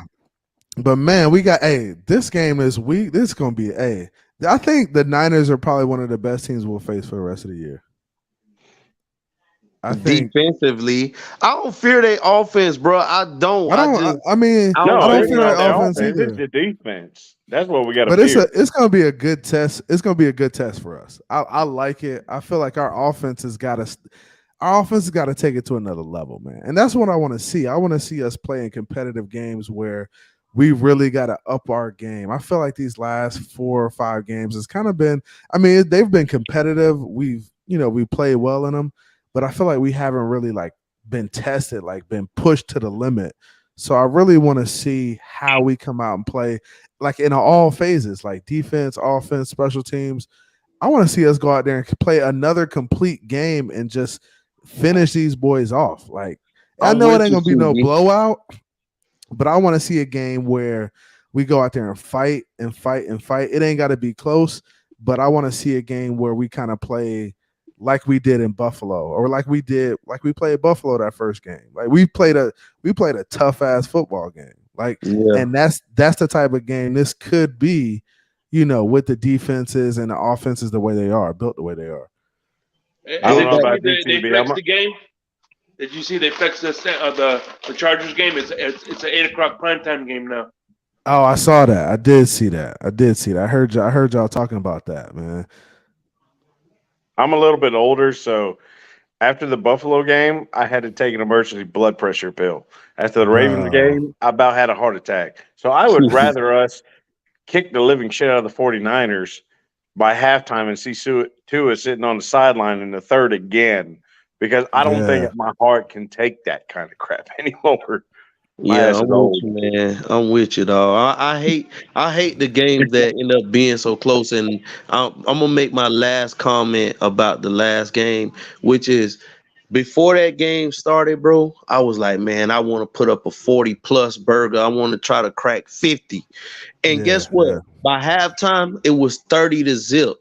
To your point, CB, I want to finish a game off. Yes, we played well. Yes, the lineman went out. Yes, the coach was a little aggressive.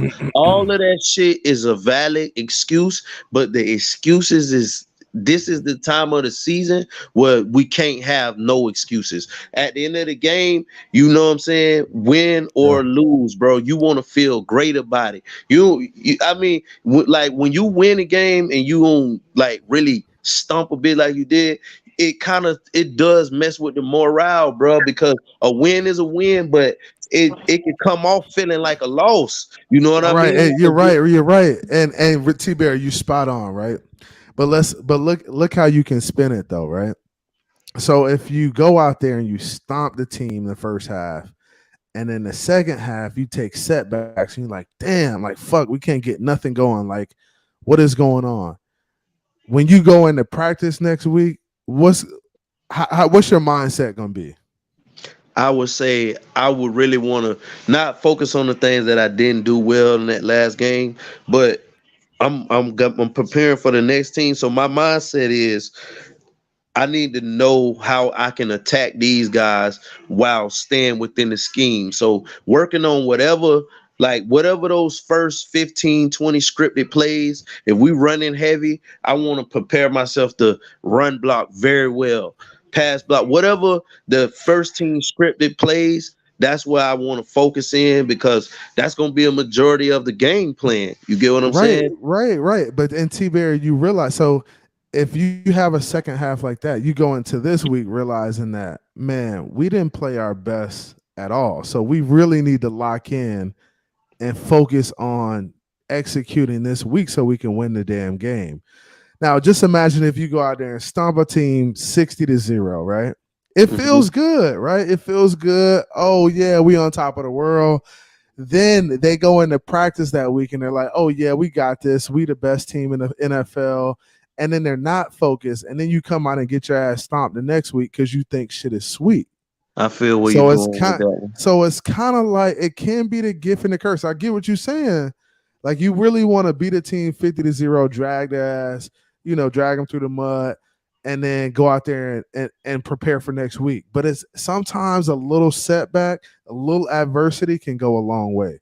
So I don't look at all of this shit as a bad thing. And that's why a lot of people think I'm just too positive. It's like, hey, sometimes I coached and sometimes teams can just be too confident. You go out there and you too confident, you lax, you not focused, you not executing. Then by the time you know it, the team is up 14 points on you and it's halftime. It's like, bro, yeah, like you gotta learn to come to prepare every week. And that's what it kind of I think that shit is gonna stick in the back of their mind. Like, man, like we should have really run 60-0 and it was 30-15 in the end. Like Yeah, but we could be a lot better than that bullshit we did out there. look, And CB, this is what I would Go say. ahead, go ahead, Thomas, and then I'm gonna go to Shake after that. This is what I was going to say.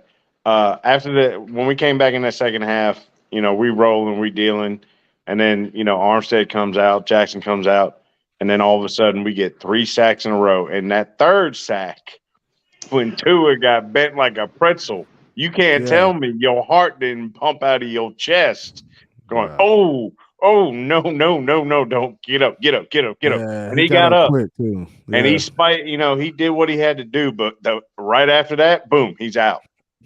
yeah, So yeah. And that's I hope that every offensive lineman on our team has a picture of Tua being bent backwards again and going, we can't let this happen. That is the one thing. Yeah. That's the There one needs to be a negative I sense of need our team to take urgency. away. Don't let that happen. Yeah. There needs to be a greater sense of urgency on the offensive line. And like we just lack depth there. Our second string guys are just not good. Like, I mean, let's be real about it.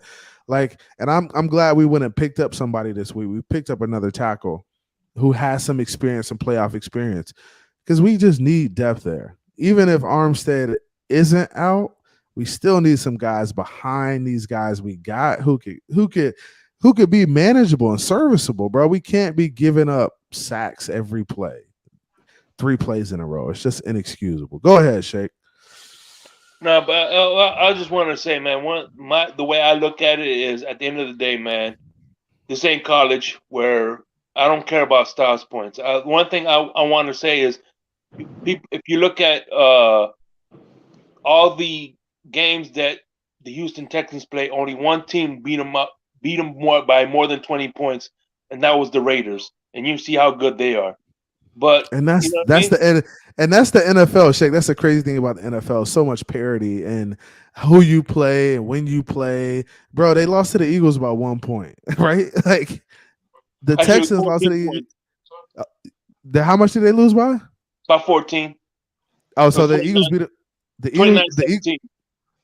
Oh, 29-17. Okay, so they lost to them by 14, but I'm saying they've played some pretty close games. So it's like, man, it's tough to say, oh, you're going to blow a team out 60. Bro, how many NFL teams isn't Florida State playing Appalachian State. This isn't bro, Miami playing Bethune-Cookman. You know what I mean? It just don't happen in the NFL. Like, how many blowouts have we seen this year? Have there been any? Like, any 40, 50 bro, you're right. That shit don't happen. That's why it was more important. And to your point, you're right. Like, it is a good thing that they got a little piece of humble pie. You know what I mean? Bring them out a little bit more hungrier.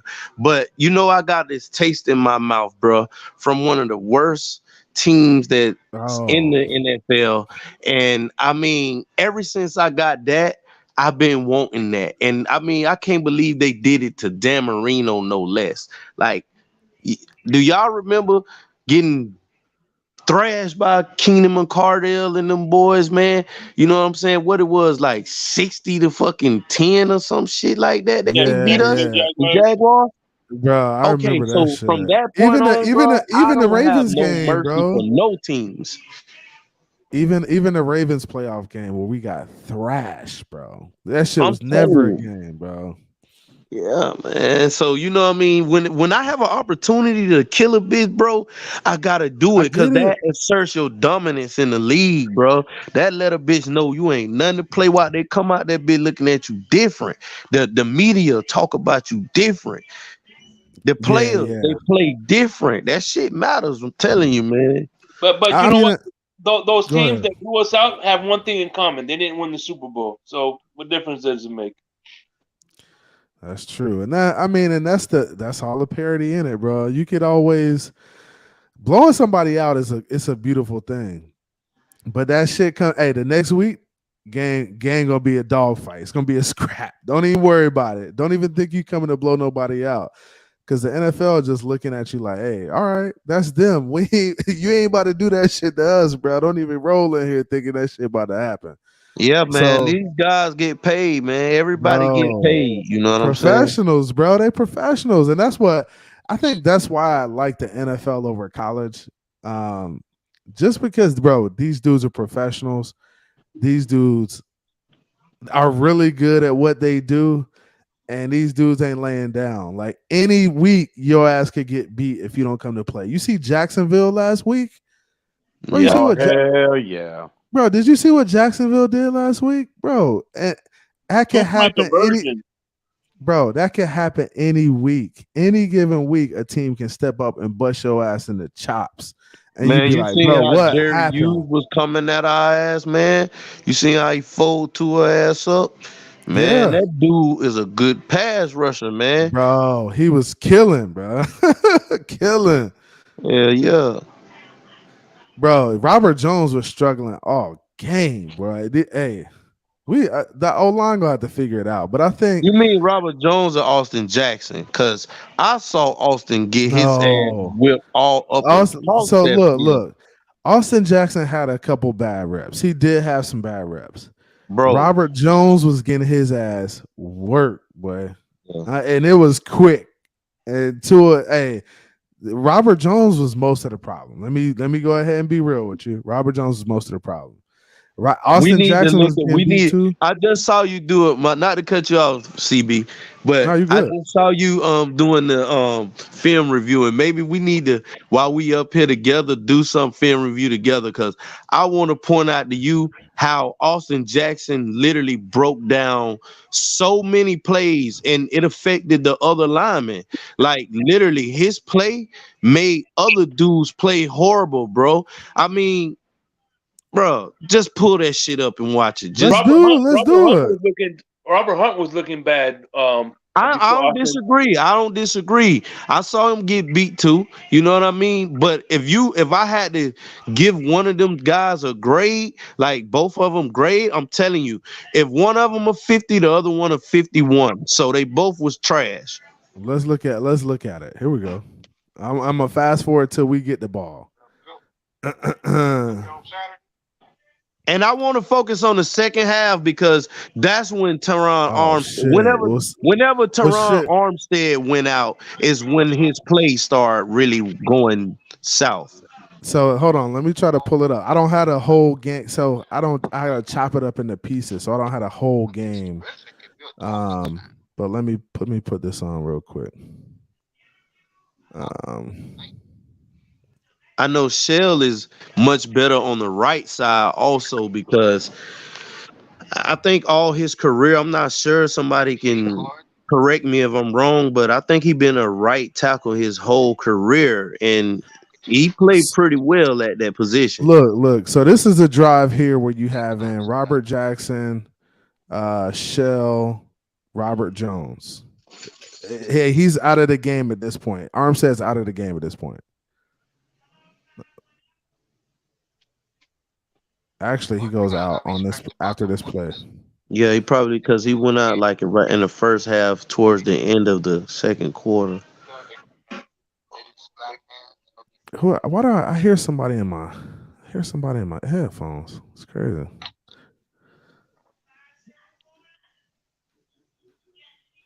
All right, you guys can see this? Yeah. All right, so this is Shell right here, right tackle. This is Robert Jones at right guard or left guard, left tackle, Shell, Connor Williams, Robert Hunt's at right guard, and this is Austin Jackson at right tackle. Mm-hmm. So there, I mean, it's just not a lot to see there. I mean, no, I want to correct you. It is a lot to see. Watch Jerry Hughes get chipped by Gesicki, and then it's on Austin Jackson, and he still get pushed right into a lap. Look at this shit.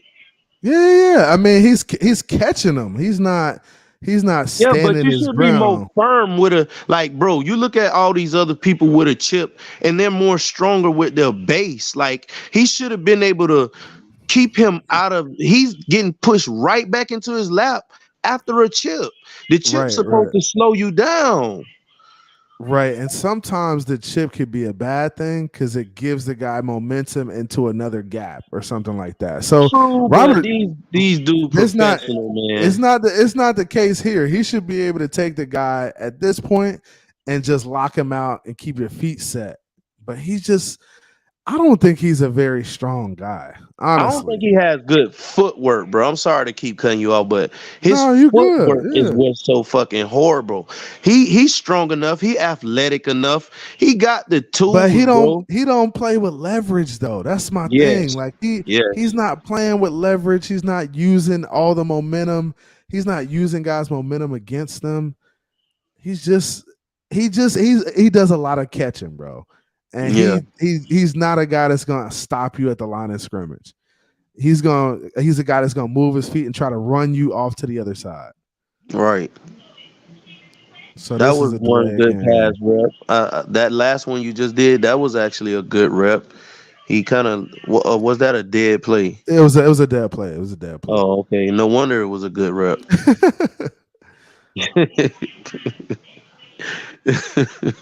So this is here we go, another pass play, right?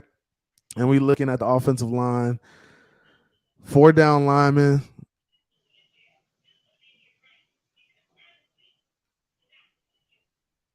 I mean, how do you feel about that rep? Yeah, it was how you decent. Feel about that you rep? know what I mean? Yes, I mean it's a decent rep. I mean, that's really all you could do there. I mean, yeah, it was decent, guy. But notice he did have help. Now, mind you, you notice that on these last few plays that we saw that he had help on every one of those plays. And that help is gonna have to shift towards the other side next game. So then what he gonna do? Because we gotta put him on the side with Joey Bosa at. That help gotta be on that side. And if Armstead not there, yeah, for sure. I mean, I don't think I want Armstead to play, bro, but I don't know. Hey, look, check this out. I don't know if Armstead is really that hurt, guys.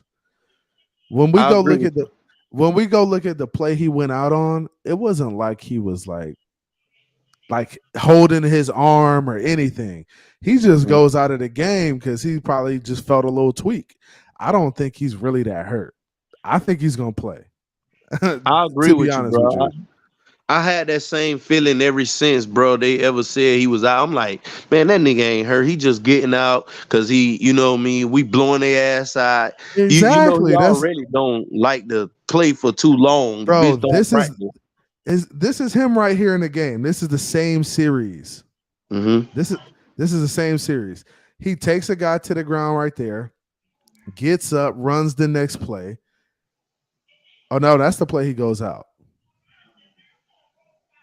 That's the play he goes out, is that play where he runs the guy into the ground. But I was looking at the last 2 plays. I was trying to find where he got hurt and where he tweaked his that's it, right? That was it. He was in on that play right there? Yeah, he was in on this play. But this play before, it was also a play where he had like a pass rushing situation. So this is him right here too. Mm-hmm. So when you look at it here, you don't really see much. He's just pushing the guy into there. Don't seem hurt at all. Jogging down the field, looks fine. And then this is the play right here where he gets hurt, and he just kind of takes a guy and runs him into the ground. Like I don't see anything, and he gets up like he's not hurt. Mm-hmm. So he gets up like he's not hurt, and then he goes over to the sideline, and I think he was done after that. But when you look at it, it don't look like he really got hurt on the play. It just looked like, hey, I needed a rest and I'm done for the day type situation. Yeah. And I felt like that, bro. That's how I felt anyways. You know what I mean? I think the coach will do anything to dedicate to Teron Armstead to show him that, you know, we want you to stay healthy. And I mean, I knew this dude was injury prone or whatever, but I ain't gonna lie. I didn't think, you know, every other day this motherfucker would be having something going on, bro. Like, mean, that don't make me love him any less because I know he's a top tackle in the league, you know, but that injury shit is concerning, bro, because we about to go, to me, the first 3 games was very hard, and this 3-game stretch we're about to go on right now, man, this is a real tough 3 games, especially since they all on the road. You know what I mean? This is what can make or break our season, bro. Everybody know we're a great team, and this is what the media, they be scared to invest in us, bro, and talk us and hype us up. And I know because they don't want to come back. They don't want it to come back and bite them in the ass, bro. Exactly, especially like this is the typical Dolphins, and I tell my cousin this all the time. But I say this year, bro, we ain't that team. Like, I know we're gonna overcome that shit this year. Yeah. But we've already kind of overcome that shit. When you look at all the adversity we face, like, there's no way last year's team would have won that Buffalo game or won that Baltimore game. Like, no way, bro. We probably would have been 5, maybe 5-4 right now. Maybe, maybe something like that. Maybe 5 and 5-5 maybe. I mean, we just not that same team we were last year. And I could tell by the way we won some of these games, man. Most definitely, bro. Like, I told you this already on the show before, man. When that Raven game, bro, that was the game that made me a believer of like, okay, we can really go to the playoffs and win a game. Yeah. The Ravens are a good football team. Yeah. Unfortunately, they done lost a lot of games the same way since we beat them. Yeah. So hey, teams that showed you how to beat them. This is a bad Austin Jackson rep. Bro, he a lot of times he's just off balance, man. And he's got to learn to be a little bit better. Shell is also bad here. These guys just struggling. I think it's just with Shell playing out of position though, bro. Like I excuse that shit because I just see him as a right tackle. And to be honest with you, before this game, Austin Jackson, if I was the head coach, which wouldn't have been a good idea because I'm not NFL caliber head coach, but I tell you what, Austin Jackson ass would have been on the bench. Shell would have continued to be my motherfucking right tackle until some other reason occurs for him not to be. I didn't understand the move either, man. Trying to get Austin, they're really trying to plug him in there, but I don't get it, man. I mean, at this point, bro, let's just be real. We got a first round swing tackle. He can be the best 6-man in the goddamn league. You know what I mean? He can play guard, tackle, whatever you need him to play. Yeah. He's the best 6-man in the league, goddamn it. Yeah. That's all he is.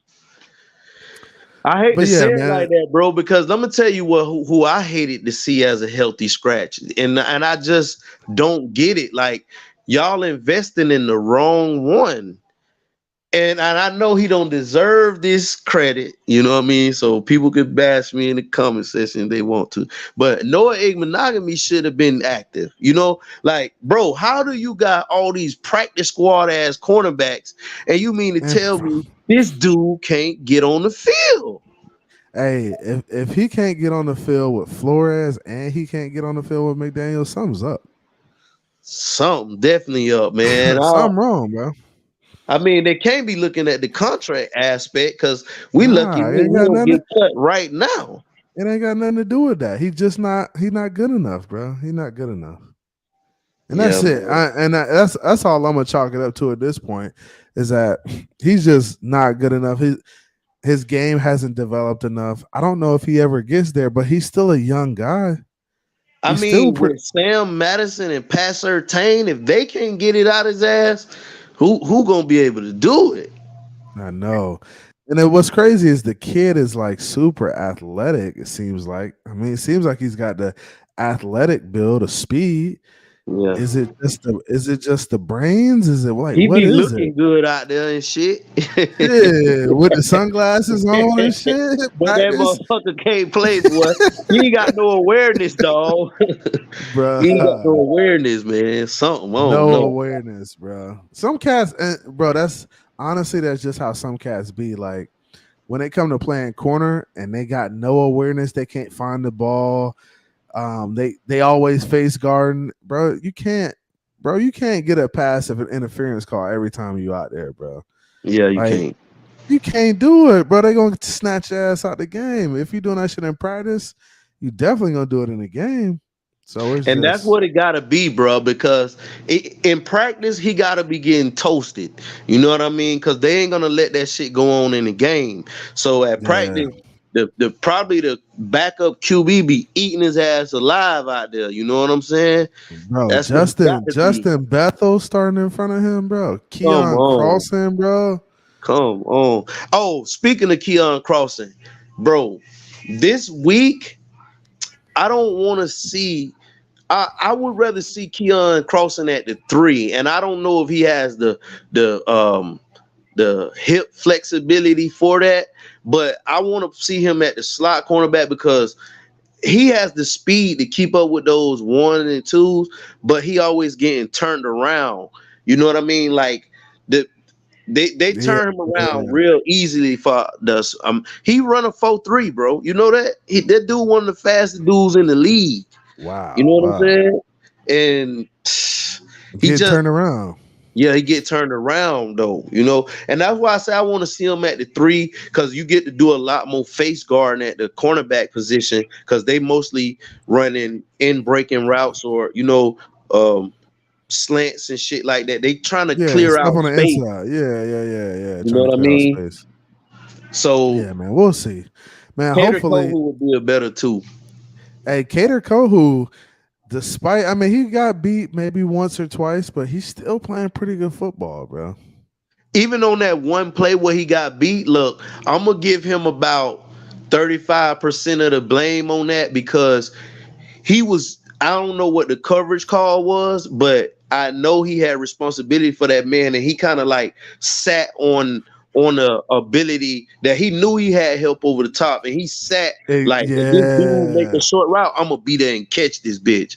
But his real responsibility was, probably to stay attached to him. So when he caught that deep pass, I said the safety should have been there. Like, that's why I only said 35%, bro. The safety was watching. It was Eric Rowe, as a matter of fact. Eric Rowe took a bad angle, bro. And he came across flat instead of like how Javon run like upwards. And if I don't catch it, I'm gonna blaze your ass. Eric Rowe kind of came straight across the field, looking to take the dude head off. You know what I'm saying? Yeah.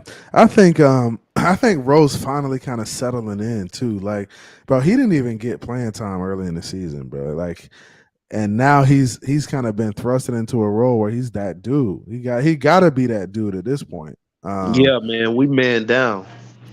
We man way down. So it's good that he's stepping up and playing some decent football, bro. That big hit with that fumbles, bro. That's the type of plays we need, bro. We need him to play exactly like that. And on that play I was just referring to, that's the mentality he had. He was going over there and he was finna clock Buddy, but he should have been, as a safety, looking for the pass. You know what I mean? He was going over there to clean his clock. That's why he, didn't defend the pass well at that moment. But he's a strong safety, so that's really what he gonna always. That's his mentality. Yeah. Holland always gonna be looking for the ball. He's trying to get the ball and go. Right. Yeah, man. Hey, this is gonna be a crazy week. It's gonna be a crazy game. I think this might put the NFL on notice right here. What you think about that? What Raheem Mostert, like, cause I just became a member of Twitter probably like a couple weeks ago or whatever, and I seen Raheem Mostert say that, man, look, man, the interview was took out of context. It wasn't all of that or whatever. What did he say? What happened? Okay, so I guess he had some interviews that we don't even know about as fans because I haven't seen it yet. But he had a interview with some reporters and shit, and he was talking about how, him leaving San Fran, what he thought about our team, and basically he said that he thought our team had better playmakers, we was better, and he also said during that conversation that he ain't like how they didn't handle his contract situation correctly and all of that. So when I look back on it, I feel like he was a little bit salty about how he left San Fran, and that's what was driving the motivation on this topic. But as he said, it was taken out of context. Long story short, Deebo Samuel and a couple other 49ers players came at bro, like, you know what I mean? Like, nah, man, you really think you better than us, whatever, whoop, whoop, whoop. So they on really? Top right now. Yeah, they on this top right now. Oh, really? So I did kind of hear something about that slightly, about him and Deebo going back and forth, but I didn't think it was anything serious.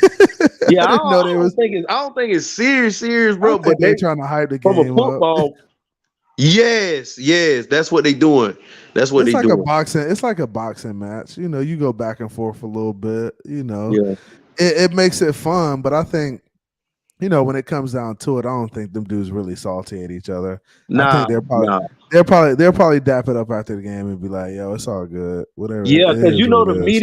the media takes shit over the top. You know what I'm No, saying? but see, the media will create that shit. Like Yeah, they'll take the interview and take a tidbit of it and post that shit and be like, "Oh, he said this," and not talk about the context that he said it in. Like he said it. Oh, I felt. If they ask you a question about how you felt like they handled your contract, you can be like, "Damn, I felt like they could have, helped extended me and helped me out. I feel like I was an integral piece." yeah, They gonna take that. They gonna take that shit and clip it. And be like, "Oh, I felt like I was an integral piece," and that's gonna be it. Like they ain't gonna say, "Oh, we asked him about the 49ers situation, and this is what he said." They're gonna yeah, say, "Oh, Debo said this. He said he felt like yeah, y'all fucked him over." Like, nah, yeah, bro, you asked me the question. Like, what I'm yeah. gonna do? Say I'm not gonna address it? Like, come on, bro. Y'all ridiculous. Yeah, they definitely that's what it was because I think he said he defended it, so he was like, man, the shit was out of context and whatnot. And I don't know. I know right now I hear a lot of big personalities and shit. They talking about this should be the game of the week, but from my understanding, we only gonna be like broadcasted in, Cali and Florida. Like we ain't gonna have the national coverage. Nah, it ain't no national coverage, but I mean, people gonna be trying to watch this game. I can guarantee you that. Yeah. So it's definitely gonna be probably one of the most watched games on Sunday, even if it's through the internet shit and that illegal shit they be doing, bro. It's gonna Oh be yeah, one of the most Doofu. watched Boy, I games. love me some Doofu. Yeah. So people gonna be watching that shit, bro. Yeah, dog. See, my thing is though, I just really want to see like I say, this little chess game, man, because it's gonna Mm-hmm. definitely be one out there, bro. It's gonna be one out there, man. I mean, Boyer, This the game. like This the game for the play callers right here. This the game for the play callers. facts. Yeah, and we're Boy, gonna see, man. Boyer better bring that shit. I want to see him mix in some cover zero shit, make Jimmy uncomfortable. Like I thank want to you, mix that shit up, bro. bro. I Like wanna don't I wanna play the defense that made us who we are as yes. far as Play carrying the some of that team. amoeba. Play some of that amoeba shit. Get up there and do it one or two times. Make Jimmy G beat you because he not gonna beat you by himself. He not throwing that ball. He's scared, bro. I'm telling you, bro. I watched the game a little. I watched a little bit of the game live, but I watched the highlights, and even on the highlight, the great plays that he made, bro. Like when he had to hesitate a little bit, like I said, every time my dude would have been done sacked him at this point, he would have been Cause sacked or under much more bro, pressure. he ain't really faced no pressure like he about to see on Sunday. Thank you. He ain't seen no Mingram, no Chubb, no Jalen Phillips, no Christian Wilkins. He ain't seen Jerome Baker blitzing. Even bro, Duke Riley's been bringing that shit on the blitz, bro. Yeah, I like Duke. That's what I like about what they doing now. They mixing that shit up. Mix it up, bro. Yeah, Duke is Duke Duke Duke is what Channing Tindall should be like at least at this point in his career. Cause like man, Eric I don't know Ugas, what Channing Eric, doing. Uzakam, Easy E, fucking Channing Tindall. Like I thought them boys was gonna really like have a role on the squad this year. You know what I mean? Bro, And they on they that. I can't think get on the field, they on their red shirt year, bro. which is cool. It's cool Yeah. because we're gonna need We got enough talent. We got enough talent right now. a lot of people don't realize, bro. We gotta sign Christian Wilkins. I Yeah. mean, we got some dudes like we got Nick Needham, and I don't know where his value stand at now that he got injured. Same thing Yeah, with it's gonna be tough. Brandon Jones. Yeah. We might have to bring back Byron Jones, bro. We might have to bring That this shit ain't dude back. nah, that shit ain't happening. After what he did this year, that shit Yeah, ain't I hope happening. not. I hope not. But we might His ass have to, gone. bro. We don't if we can't find like But we and you don't know if he gonna play though. At this point, bro. I don't stop kind of relying on it because I've been. Bruh. What if he don't play? If he don't play within the next 3 weeks, he not playing at all. It's done. Hell no, man. I wouldn't want that dude to come back in the playoffs and take a spot from these Nah. dudes that deserve to actually be out there playing. Fuck no, Yeah, man. I'd rather get beat with them dudes than Pat Byron Jones that's in there. Man, not if he, especially if he come out talking about, oh, he got to get acclimated and all this shit. Oh Bitch, shit! you know what I'm saying? No, man, Yeah, hell no, man. We don't need that. You know what I'm saying? Because, man, hey, it's like this here, man. If Byron Jones need to be playing, obviously, if they say he back, right? They say he come back this week, he's still not gonna play in that game. He would be ready for the following game. Right. And then he gonna be on a pitch count. He ain't gonna be playing the whole game. Right. So he gonna be in a pitch count for the next 2 games. That's 3 weeks right there. Yeah, man. And I mean, Right. fuck, bro. I ain't gonna lie, dog. If this dude don't play in the next 2 weeks, bro, it's just fucking for the rest of the season, dog. Yeah, Straight yeah. up, bro. Bro, they need to. If he don't play for within the next 2 weeks, we need to start putting out a campaign like, bro, get the fuck out of town, bro. Like For real, bro. We need to get his ass up out of here. Start we need to get his ass like a motherfucker. Exactly, bro. Get his ass out of here, bro. You ain't playing, bro. Get gone, bro. You ain't getting no ring. Stay ass home. Don't travel with the team. Don't do nothing, bro. Man, I'm surprised that, because we got a crazy ass fan base. I'm surprised we ain't already been adding his ass like, where you at, man? What you doing? And you know what I mean? Because we ain't heard shit about this, bro. We haven't heard one peep. Bro, he hasn't, bro. The thing is, he has not came out and said shit, bro. When was the last time we seen a Byron Jones interview, bro? No, before the season. Before the Shit, season I'm started. about to go look that shit up, bro. Yeah, man. When was the last time we seen a Byron Jones interview, bro? Probably OTAs, man. That's what I would say. Gotta be 1 year ago, bro. 1 year ago. Shit, ridiculous, man. That shit is crazy, bro. Yeah, Hey, man. this dude was on a podcast 2 months ago. Oh, he was? Okay, let's see what he was Yeah. talking about, man. Cause goddamn, I would like to know. Cause for real though, like what he out here doing, man. But he ain't. Dude was on a podcast 2 months ago looking like Dwayne Wayne off fucking Who podcast was it? I'll go look it up when we get off. It's called Money Music Culture. Go check it out now. I'm gonna check it out as soon as I get off this shit, bro. Yeah, I'm gonna check it out, man. See what the hell buddy goddamn. I think Byron Jones is really a corny motherfucker. I think that's what's really going on, bro. Oh, he definitely a square. I think he's just a super square, bro, and people calling him out on it. I think him and X got a situation, and I think that shit don't bolt over well, so that motherfucker ain't playing right now. What you mean him and X got a situation? I don't think they like each other, bro. I think they be talking shit about each other, bro. Oh yeah? Yeah, because I remember even when I think X came out and said, like, I'm the best corner on the team, and this motherfucker getting paid more than me. Like, that was a thing at one point. That was a thing at one point. And I'm sure Byron took that shit some type of way. Yeah. And, bro, now we dealing with this square Izod polo shirt wearing motherfucker on the sideline, bro. For real, bro. Because I'm telling you, bro, he a top of the line square, though. I ain't gonna lie, man. Like, I'm a little disappointed, and I'm talking shit about him, but I wish he was out there doing, a version of what he was doing. But it's like, bro, we know you not that hurt, bro. You weren't hurt during the season, bro. Yeah, man. He wasn't hurt during the season. So what are you talking about, bro? We know you not that hurt.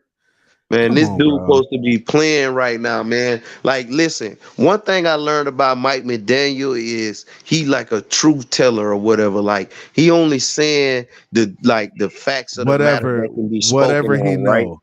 Right. Yeah. So that being said, he told us at one point that, this dude was gonna be ready, before the season start, week 1, week 2. You know what I mean? Right. When that didn't fall through, McDaniel never made another commitment because he knows that this dude is playing coy right now. It's about Yeah, the he playing money and all this games. other shit. It ain't got nothing to do with we respect you on this team as a staff. You respect it. We made them move to pay you 16 fucking million guaranteed. Bro. The Move your high salary to fucking 1 million this year. Boosted up your whole check up front. So it's no way that we didn't value you, bro.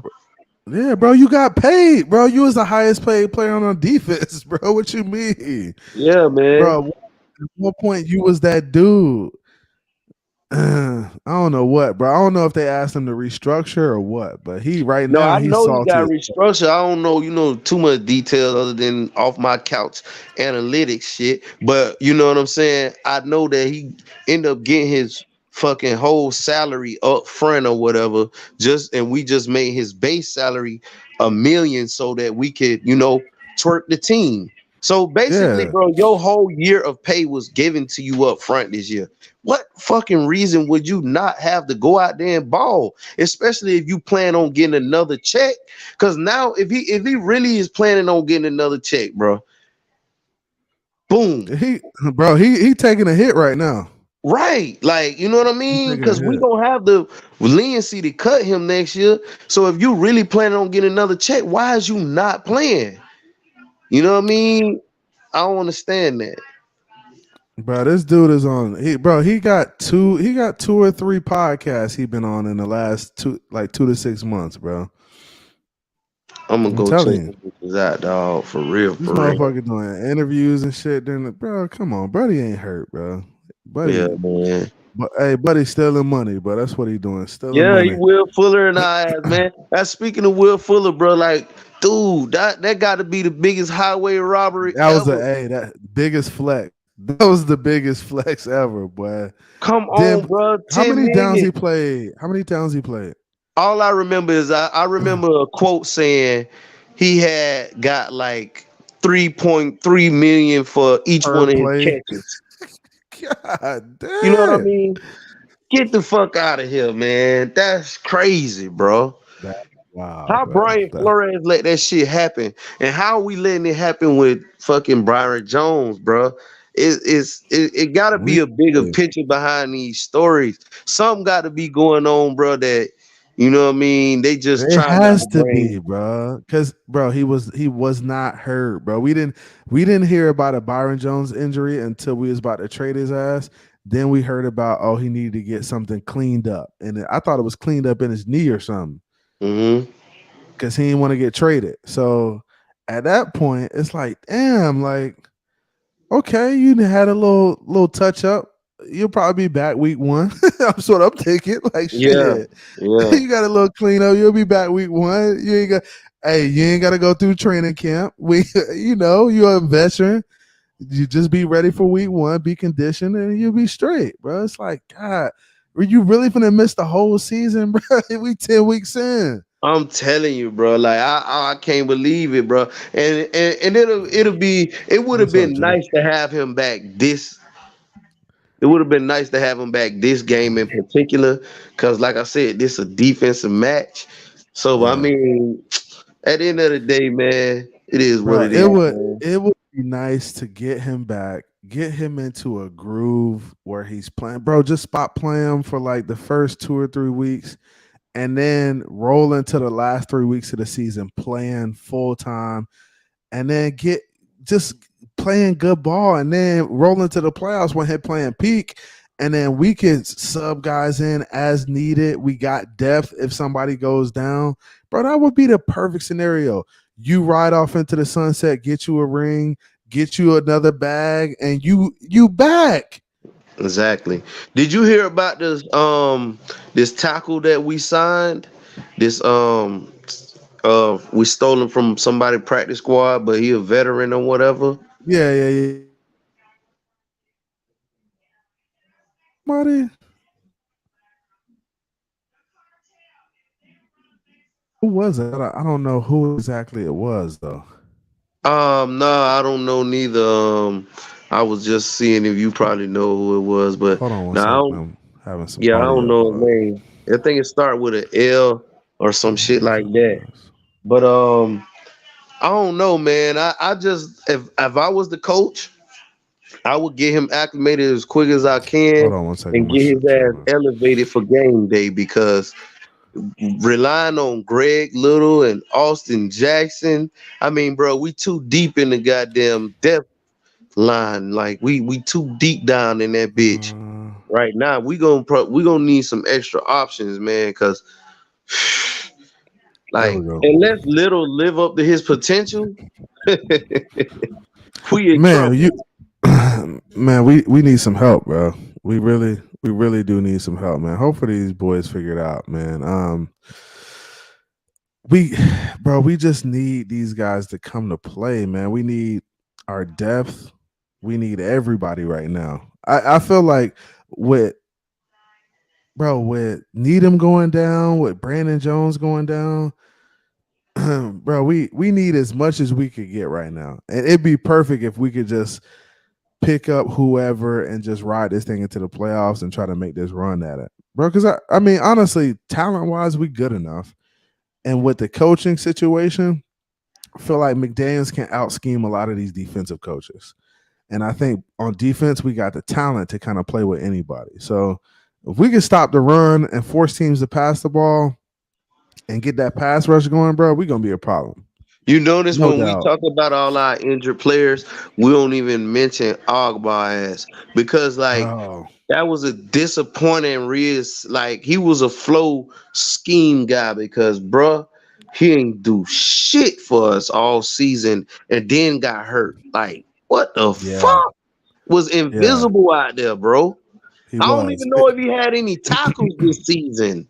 But Like bro, Agba was only good when we was blitzing. Like when we was blitzing and doing that amoeba shit, bro, Agba was eating because he was coming scot free a lot of times, that's what bro. I'm saying. Like he was a flow scheme dude, man. Yeah, Same thing with Byron Jones at this point because you got to remember Byron Jones was like the first signing that um Brian Byron. Flores Yeah, made. yeah, yeah. That was his That- first big splash. Yeah, yeah, that was like his first signing, and he made him the highest paid corner in the league.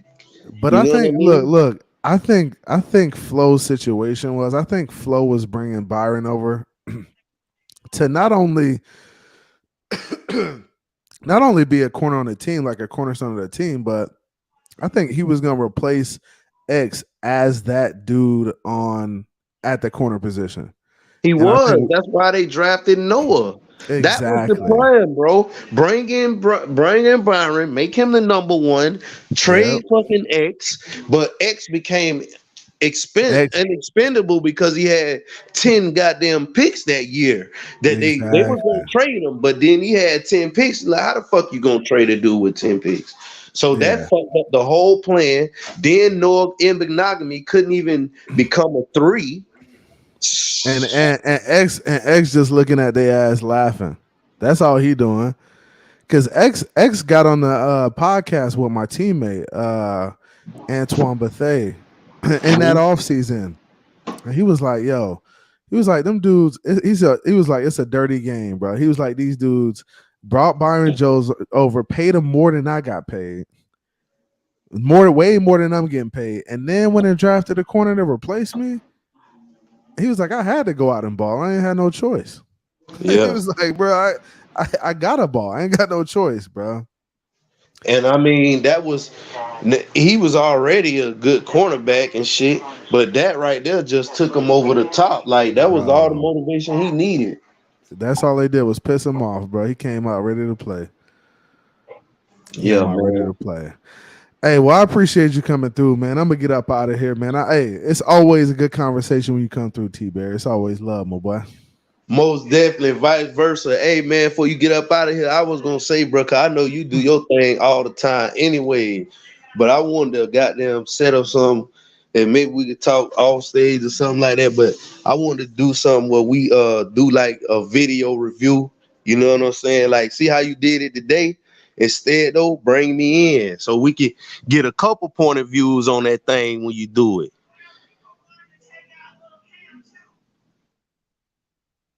Hold on one second. damn audio, bro.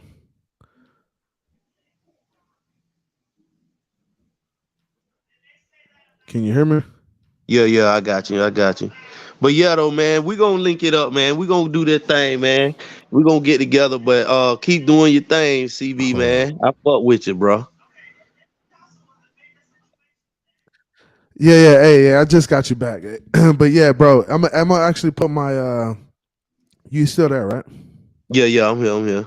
I'm gonna put my number in the private chat, bro. We're gonna talk because definitely want to do something, man. So hit me up via text, and then we can link on it, man. Because it'd be cool to get you up more often too. Because you know what you be talking about, man. A lot of cats they'll get up here and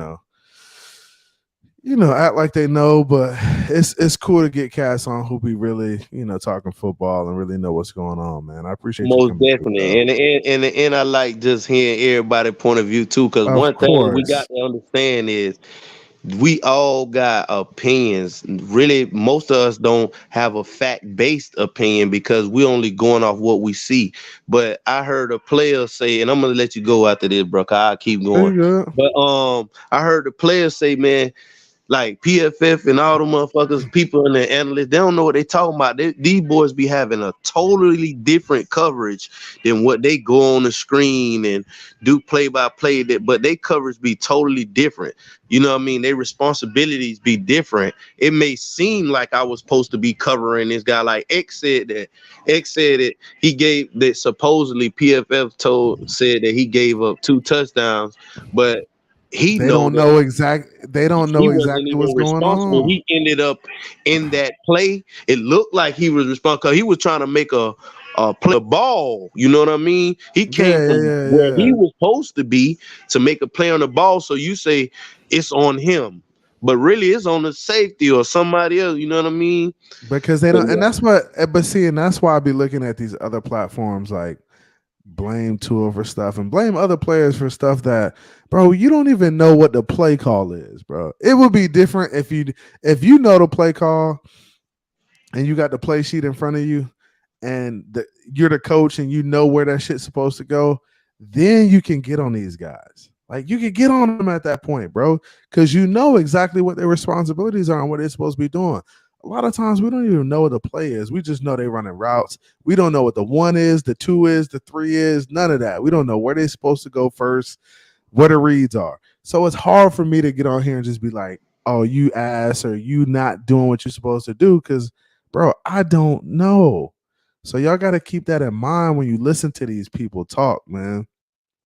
Got to keep that in mind. You don't always know what's going on with these teams and what they're doing. So keep that in mind, man. Hey, I appreciate all y'all coming back, coming back through, man. See everybody in the chat. Joseph came through late. New Attitude was good. Raul P. Andrevius came through and showed love.